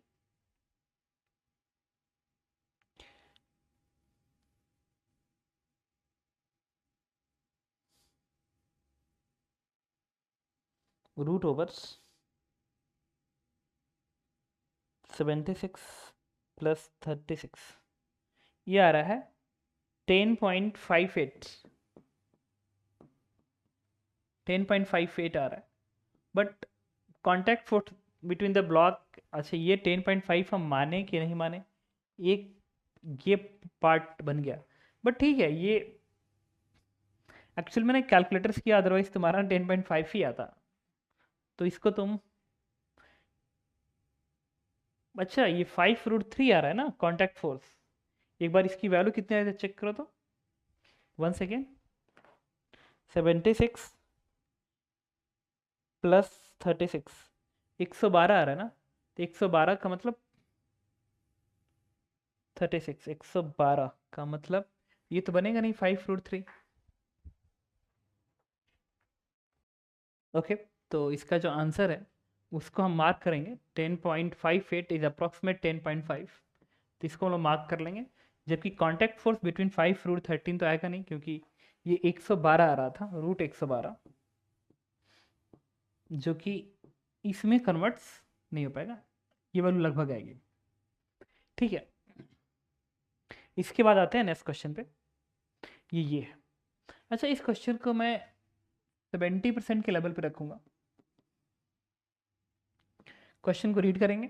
अच्छा, इस क्वेश्चन को लेके डाउट में मत आना, अगर तुम कैलकुलेट करो ना प्रॉपरली, तुम कैलकुलेट करो, देखो ना अभी 112 का रूट निकालोगे 10.5 में लगेगा कि आ गया। ठीक है, वो कैलकुलेटर था इसलिए ऐसा। बट ये मार्क कर सकते हो। अब एग्जैक्ट इस पे कोई पहुंच गया तो मार्क करे कि ना करे, तो इसके लिए ना इम्पोर्टेंट हो जाएगा क्या, इसके लिए इम्पोर्टेंट हो जाएगा क्या, अगर इसमें एक चीज़ और हो सकता है, पता है क्या, जी की वैल्यू अपने क्या रेख रखी है, 10 रखी है। अगर 9.8 कोई ले लेगा ना, 9.8, तो फ्रिक्शन तो हमेशा 6 ही रहेगा, स्टैटिक है। But normal reaction M G जब पे 9.8 लगाओगे ना, इसको लेके चलोगे तो ये 10.5 तक पहुंच सकता है। हालांकि इसको लेके तुम प्रॉब्लम मतलब मत आना कि सर ये मार्क करे कि ना करे, ये आंसर है यस, मार्क करना चाहिए। बट ठीक है, थोड़ा सा हो सकता है प्रॉब्लम आ जाए कैलकुलेशन के हिसाब से, बट ठीक है 10.5 चलेगा। हाँ, और ये देखो डी पार्ट तो हो ही नहीं सकता, क्योंकि नॉर्मल रिएक्शन 5√3 है एक्चुअल में। तो इसका मतलब कि उन्होंने जी को 10 रखा है, दैट मीन्स इसका आंसर तो एग्जैक्ट तो 10.58 ही होना चाहिए। मतलब ये आंसर, ये तो कंफर्म सही है। सी पार्ट मे या मे नॉट पे जा सकता है, डिपेंडिंग ऑन कैलकुलेशन कैसे कर रहे हो। हाँ, अगर ये 10.58 रहता तब तो मैं हर हालत में मार्क करता। ठीक है, ओके, आज हम लोग अच्छे क्वेश्चन डील करने के मूड में थे, तो बताता हूँ। देखो, आदत है क्वेश्चन जो बेसिक टाइप्स होते हैं, जो एडवांस के अंदर चलते हैं, उसमें घुसने की। तो देखो, वीडियो को पॉज करना, क्वेश्चन सॉल्व करना। A car is accelerating with the acceleration 20 metre पर second square. A box of mass m 10 kg that is placed inside the car, it is put in contact with the vertical wall of the car as shown in the figure. The friction coefficient between the box and the wall is 0.6 meters. 6. The acceleration of the box will itna, the friction force acting on the box will be itna, the contact force between the multiple choice question. The net contact force between vertical wall and box is only electromagnetic in nature. Yes, D part तो ऐसे सही हो गया। Actual पता है क्या है कि 10 kg और वॉल के बीच में एक तो नॉर्मल रिएक्शन होगा जो कि इलेक्ट्रोमैग्नेटिक फोर्स है, और दूसरा फ्रिक्शन होगा, वो भी इलेक्ट्रोमैग्नेटिक फोर्स है। तो डी पार्ट तो हर हालत में सही होगा। The net contact force between the vertical wall and box is only electromagnetic in nature. Yes, net contact contact mg जो है वो ग्रेविटेशनल फोर्स, बट जो कॉन्टैक्ट फोर्स होते हैं वो बेसिकली इलेक्ट्रोमैग्नेटिक होते ही हैं। तो नॉर्मल और फ्रिक्शन फोर्स इलेक्ट्रोमैग्नेटिक फोर्स है। बाकी का आंसर देखते हैं। अब देखो, इसकी एबीडी बनाएंगे। अब एक प्रॉब्लम ये है कि अगर इस वॉल पे इस ब्लॉक को रखेगा तो ब्लॉक इस पे स्लाइड भी कर सकता है और नहीं भी कर सकता है। जैसे ये मेरा हाथ है, इसमें ये है एसी का, इस तरीके से अगर मैं अपना हाथ को इसे छोड़ दूं तो देखो नीचे गिर जा रहा है, गिर गया नीचे, देखो। लेकिन इसको खूब तेज से बढ़ाओ, देखो हाथ में रुका रह रहा है, देखो देखो, शुरू में तो रुका ही था, मैं अपने हाथ को रुका हूं तब गिरा है। तो एक पॉसिबिलिटी है कि हो सकता है कि ये ब्लॉक इस पे स्लाइड करे, हो सकता है ना करे, ये क्वेश्चन है। हो सकता है करे, हो सकता है ना करे। तो जब भी ऐसा प्रॉब्लम आता है कि स्लाइड करेगा कि नहीं करेगा, तो एक एजम्पशन मानना होता है। मानते हैं नो स्लाइडिंग, तो चलो मैंने मान लिया नो स्लाइडिंग, तो इसमें एजम्पशन यूज कर रहा हूँ, एजम्पशन। नो स्लिप, मतलब यहाँ पे स्लिप नहीं करेगा। तो अगर यहाँ पे स्लिप नहीं करेगा तो इस ब्लॉक का एबीडी बना दे, तो एन आप ऐसे दिखाओगे। फ्रिक्शन ऑफ कोर्स ऊपर को आप दिखाएंगे और एम को आप नीचे को दिखाएंगे 10G को। ग्राउंड फ्रेम में एबीडी बना रहा हूँ, तो ग्राउंड फ्रेम में इस पे जब लिखोगे एफ बराबर एम ए, तो एफ ऊपर है एम नीचे, तो एफ जो होना चाहिए, अगर ये नीचे को स्लाइड नहीं कर रहा तो एफ 10G को बैलेंस करना चाहिए। 10G दैट मीन्स 100 न्यूटन होना चाहिए। और ग्राउंड फ्रेम में चूंकि ये बॉक्स आगे जा रहा है 20 से, तो एफबीडी में एन दिखेगा, तो एन बराबर मास इंटू एक्सेलरेशन। मास कितना है 10 और एक्सेलरेशन क्या है 20, ये आ गया 200। अब मुझे यहाँ का लिमिटिंग फ्रिक्शन निकालनी पड़ेगी। अच्छा, लिमिटिंग फ्रिक्शन क्या होगा, म्यू इंटू एन। म्यू क्या है यहाँ का 0.6, तो 0.6 इंटू एन क्या है 200, तो वैल्यू क्या आ गई 120 न्यूटन। अच्छा, ये लिमिटिंग फ्रिक्शन है और ये 100 है, 100 120 से कम है। यस, कम होना इस बात को कंफर्म करता है कि स्लाइडिंग नहीं होगी, क्योंकि उतना फ्रिक्शन तो मिल ही सकता है, क्योंकि लिमिटिंग 120 तक वो दे सकता है, तो उससे कम का तो दे ही सकता है। दैट मीन्स आपका एजम्पशन नो स्लिप करेक्ट निकला। इसका मतलब ये ब्लॉक इस वॉल पे स्लिप नहीं करेगा, मतलब ऐसे ही भागेगा ऐसे ही। अगर वॉल इधर भाग रहा है, अगर वॉल इधर जा रहा है, तो ब्लॉक भी इधर ही जाएगा ऐसे।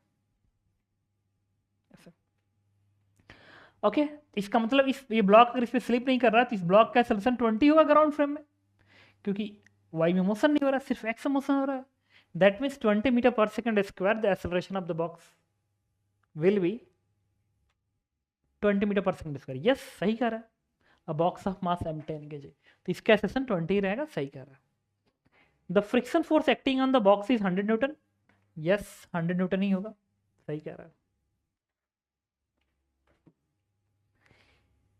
सी part, the contact force between the vertical wall and the box will be, इस बॉक्स और वॉल के बीच का कॉन्टैक्ट फोर्स क्या होगा, फ्रिक्शन और नॉर्मल रिएक्शन का रिजल्टेंट। तो जो कॉन्टैक्ट फोर्स आएगा, friction is 100 and normal reaction is 200 200 का स्क्वायर।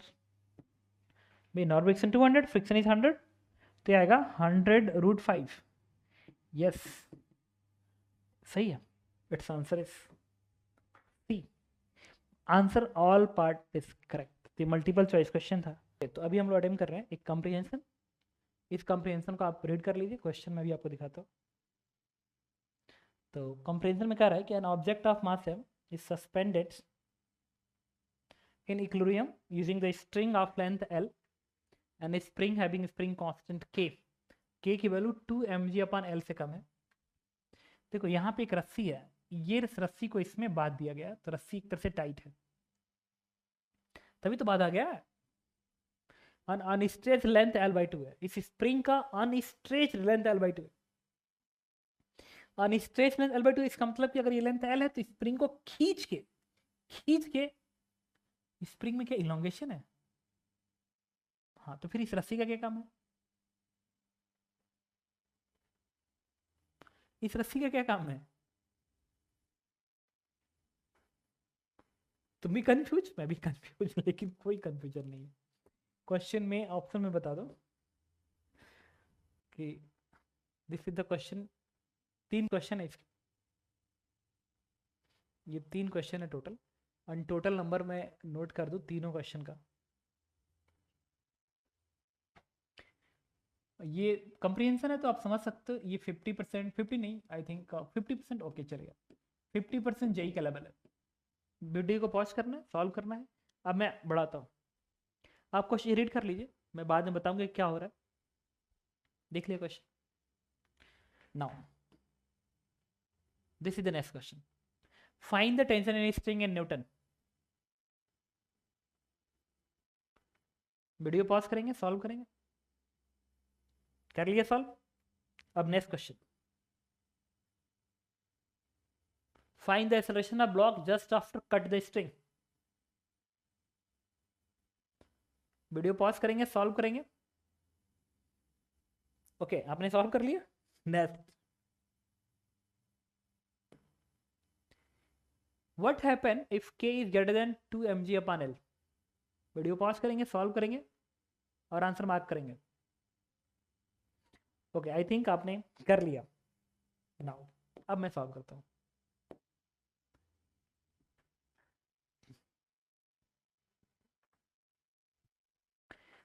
एक एक बात को समझते हैं ना कि क्या हो रहा है भाई, इसमें हो क्या रहा है, सब क्या है, क्या मैं कंफ्यूज हुआ था, सोचते हैं। और इस लाइन का क्या मतलब है? An object of mass m is suspended equilibrium, तो इसका वेट mg होगा, और ये लेंथ l के बराबर है, और इसका अनस्ट्रेच लेंथ l/2 है। तो इसका मतलब इस स्प्रिंग में इलोंगेशन कितना का हो गया, l minus l/2, that is l/2 का इलोंगेशन हुआ। तो स्प्रिंग फोर्स कितना होगा, जो स्प्रिंग फोर्स होगा that is k into x, k into x, x की जगह पे l/2 रखूं, क्योंकि ये लेंथ l है, नेचुरल लेंथ l/2 है, तो इस स्प्रिंग में इलोंगेशन l/2 का हुआ, तो स्प्रिंग फोर्स क्या होगा, k इंटू l/2। अच्छा, स्प्रिंग फोर्स इतना है और mg नीचे को है, तो क्वाइट पॉसिबल है कि mg इससे ज्यादा हो, पॉसिबिलिटी है। तो अगर mg इससे ज्यादा होता तभी जाके ये रस्सी इसमें टाइट रहेगी, यहाँ पे बात होगी, तभी रस्सी टाइट रहेगी, अदरवाइज नीचे गिर जाती। इसका मतलब कि मैं यहाँ पे एक लाइन लिख सकता हूँ कि mg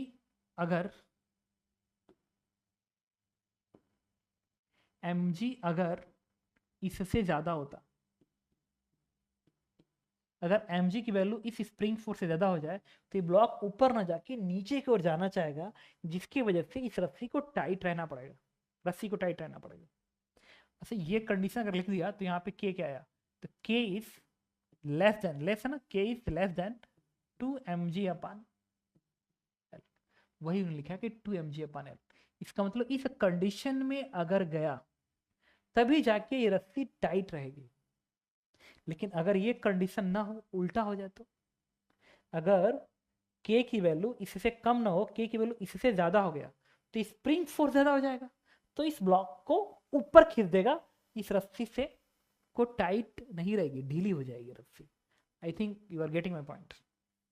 मैंने कहा कि अगर इस mg की वैल्यू इस स्प्रिंग फोर्स से ज्यादा है, mg की वैल्यू स्प्रिंग फोर्स से ज्यादा है, तो ये कंडीशन होल्ड करना पड़ेगा, तभी जाके रस्सी टाइट होगी और इस तरीके से दिखेगी, और इसमें टेंशन होगा, और ये इक्विलिब्रियम में रह सकता है, लिखा गया इक्विलिब्रियम, तभी रह सकता है जब ये रस्सी टाइट रहेगी। अदरवाइज अगर स्प्रिंग फोर्स से ज्यादा हो गया तो ब्लॉक ऊपर चला जाएगा, सिस्टम इक्विलिब्रियम पे नहीं रहेगी। ओके, दैट मीन्स ये कंडीशन होना एकदम जरूरी है, सो दैट ये ब्लॉक इक्विलिब्रियम पे रहे, बिकॉज ऑफ रस्सी का टेंशन ऊपर आके बैलेंसिंग हो जाएगी। एबिड बनाएंगे तो टी मैं ऊपर कर दिखाऊंगा, mg नीचे दिखाऊंगा, और स्प्रिंग फोर्स ऊपर दिखाऊंगा कितने का, k into l/2, elongation l/2 है तो k इंटू l/2 ऊपर को दिखाऊंगा। नेट फोर्स बैलेंस करो, mg बराबर k l/2 प्लस t, तो यहाँ से t की वैल्यू क्या आ गई, mg माइनस k l/2 इतनी आ गई। तो देखना, तो पहला क्वेश्चन था tension in string mg minus k l/2, तो first part is correct.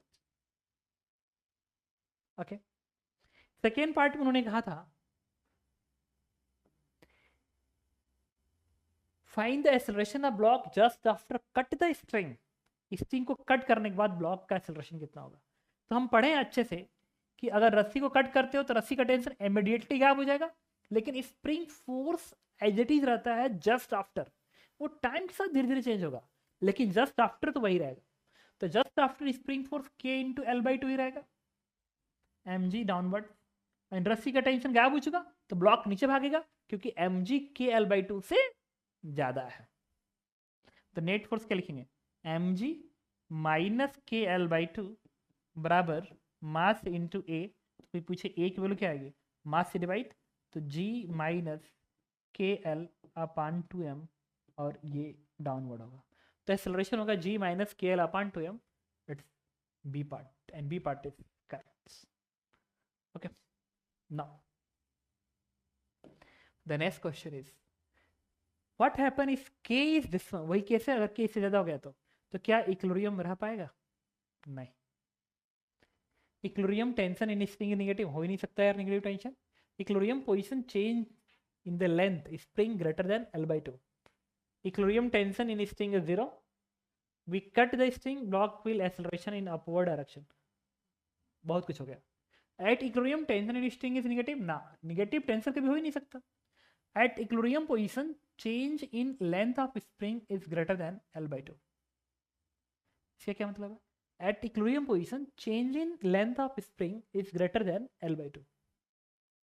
Length of spring is greater than L/2। In equilibrium position change in length of spring मतलब elongation L/2 से ज्यादा होगा। चेक कर लेते हैं। इक्विलिब्रियम पे mg आप डाउनवर्ड दिखाओगे, स्प्रिंग फोर्स किधर दिखाओगे? ऐसे दिखाओगे। तो क्या लिखोगे? k इंटू एक्स बराबर mg। तो यहाँ से k की वैल्यू क्या आ गई? mg अपान x। और k किससे ज्यादा है? 2mg अपान l से ज्यादा है। That means 2mg upon l से ज्यादा है। तो mg से mg कट गया। अब इस x को इधर भेज दो, इसको इधर भेज दो, तो x इज लेस L/2। इसको इधर भेजो, इसको इधर, तो L/2 से कम रहेगा। Equilibrium position change in length of spring is greater than L/2। Change in length of spring is greater than L/2। Equilibrium tension in spring is 0। Yes, this part is correct.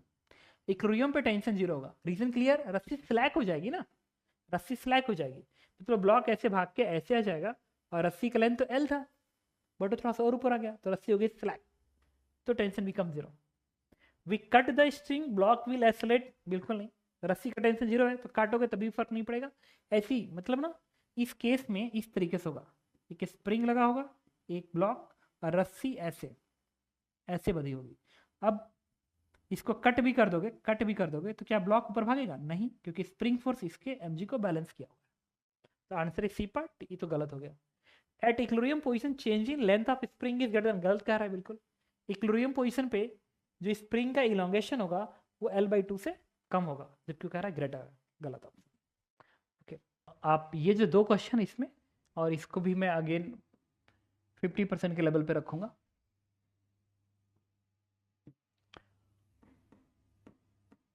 देखिए, in the figure shown below, the friction between the 4 kg and 4 kg block and incline is mu1 mu2 given। Information ये है, ये 4 kg 8 kg mu1 mu2 दिया गया 30 degree. अब आते हैं mu1 equals to 0.2 mu2 बराबर 0.3, then find the acceleration of m1 and m2। तो मैं डायग्राम बना देता हूँ इस तरीके से। This angle is 30 degree. यहाँ का mu1 है 0.2, mu2 है 0.3, एंड जो मासेस है 4 and 8 kg, 4 and 8 kg, this is the 4 and 8 kg। कह रहा है कि एक्सेलरेशन बताइए दोनों ब्लॉक का, A1 एंड A2। और A1 कौन सा है? ऊपर वाला है, इसका एक्सेलरेशन A1 है, इसका A2 है। अब आंसर बताना है।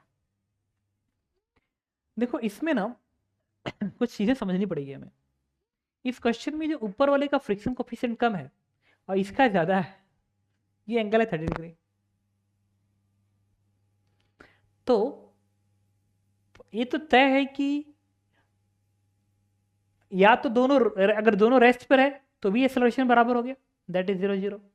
दूसरी चीज, अगर ये दोनों भागे तो ये धीरे भागेगा, ये थोड़ा तेज तो धक्का मारेगा, तो दोनों साथ साथ जाएंगे, क्योंकि यहाँ पे फ्रिक्शन कोफिशिएंट ज्यादा है, यहाँ फ्रिक्शन कोफिशिएंट कम है, तो उसको ज्यादा तेज भागने की चांसेस है, ये थोड़ा धीरे से भागेगा। तो ऊपर वाला जब नीचे को धक्का मारेगा दोनों साथ साथ जाएंगे। मतलब एक ही पॉसिबिलिटी है कि या तो दोनों का एक्सेलरेशन 0 हो, या तो दोनों का एक्सेलरेशन एग्जैक्टली सेम हो, जो भी वैल्यू आई एग्जैक्टली सेम है। तो आंसर में देखना, तो ऑप्शंस में ये अलग है, ये अलग है, ये और ये, इन दोनों में से कोई एक आंसर सही होना चाहिए, ए और सी में से कोई एक सही होना चाहिए। बताता हूँ। सबसे पहले यहाँ पे लिमिटिंग वैल्यू लिखते हैं। यहाँ का लिमिटिंग वैल्यू आएगी म्यू mg cos थीटा, तो म्यू आएगा 0.2 mg, तो 0.2 mg and cos 30 degree mu mg cos theta. तो यहाँ से f1 की वैल्यू आ गई, सब कैलकुलेशंस हैं यार। तो f1 आएगा आपका ये √3/2, तो 2 से 2 कटेगा तो बनेगा 4√3 आई थिंक, कैलकुलेशन चेक कर सकते हो तुम लोग। तो मैंने तो सही किया होगा, √3/2 से 2 कटा तो 0.1 ये बनेगा एंड 4√3। ओके, सिमिलरली यहाँ की लिमिटिंग वैल्यू लिखेंगे F2 is mu M G cos theta. Mu कितना है 0.3, एम है 8 into G into cos 30 degree again √3/2। तो बनेगा 2 चौको 8, तो ये बना 4 3 12 12√3 आ जाएगा। ये बन गया 12√3। ओके, अब देखना तो अब इसमें ना ये वाला फोर्स कितना आएगा 8g साइन थीटा, तो बनेगा 8g g sign theta is half, तो वैल्यू बनेगी 40। और ये कितना आएगा 4g साइन थीटा, तो 4g साइन थीटा हाफ आएगा 20। अच्छा तो एक बात बताओ,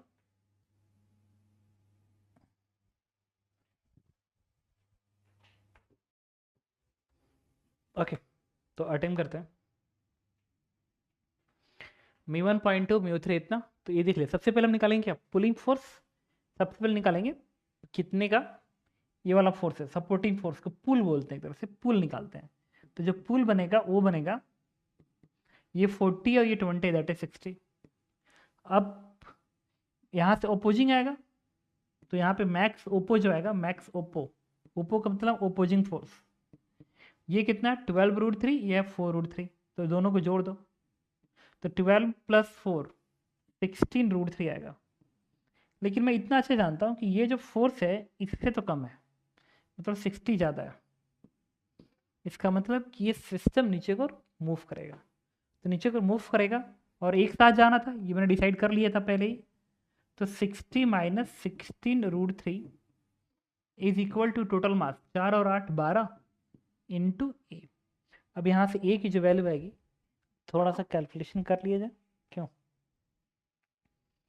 तो ये है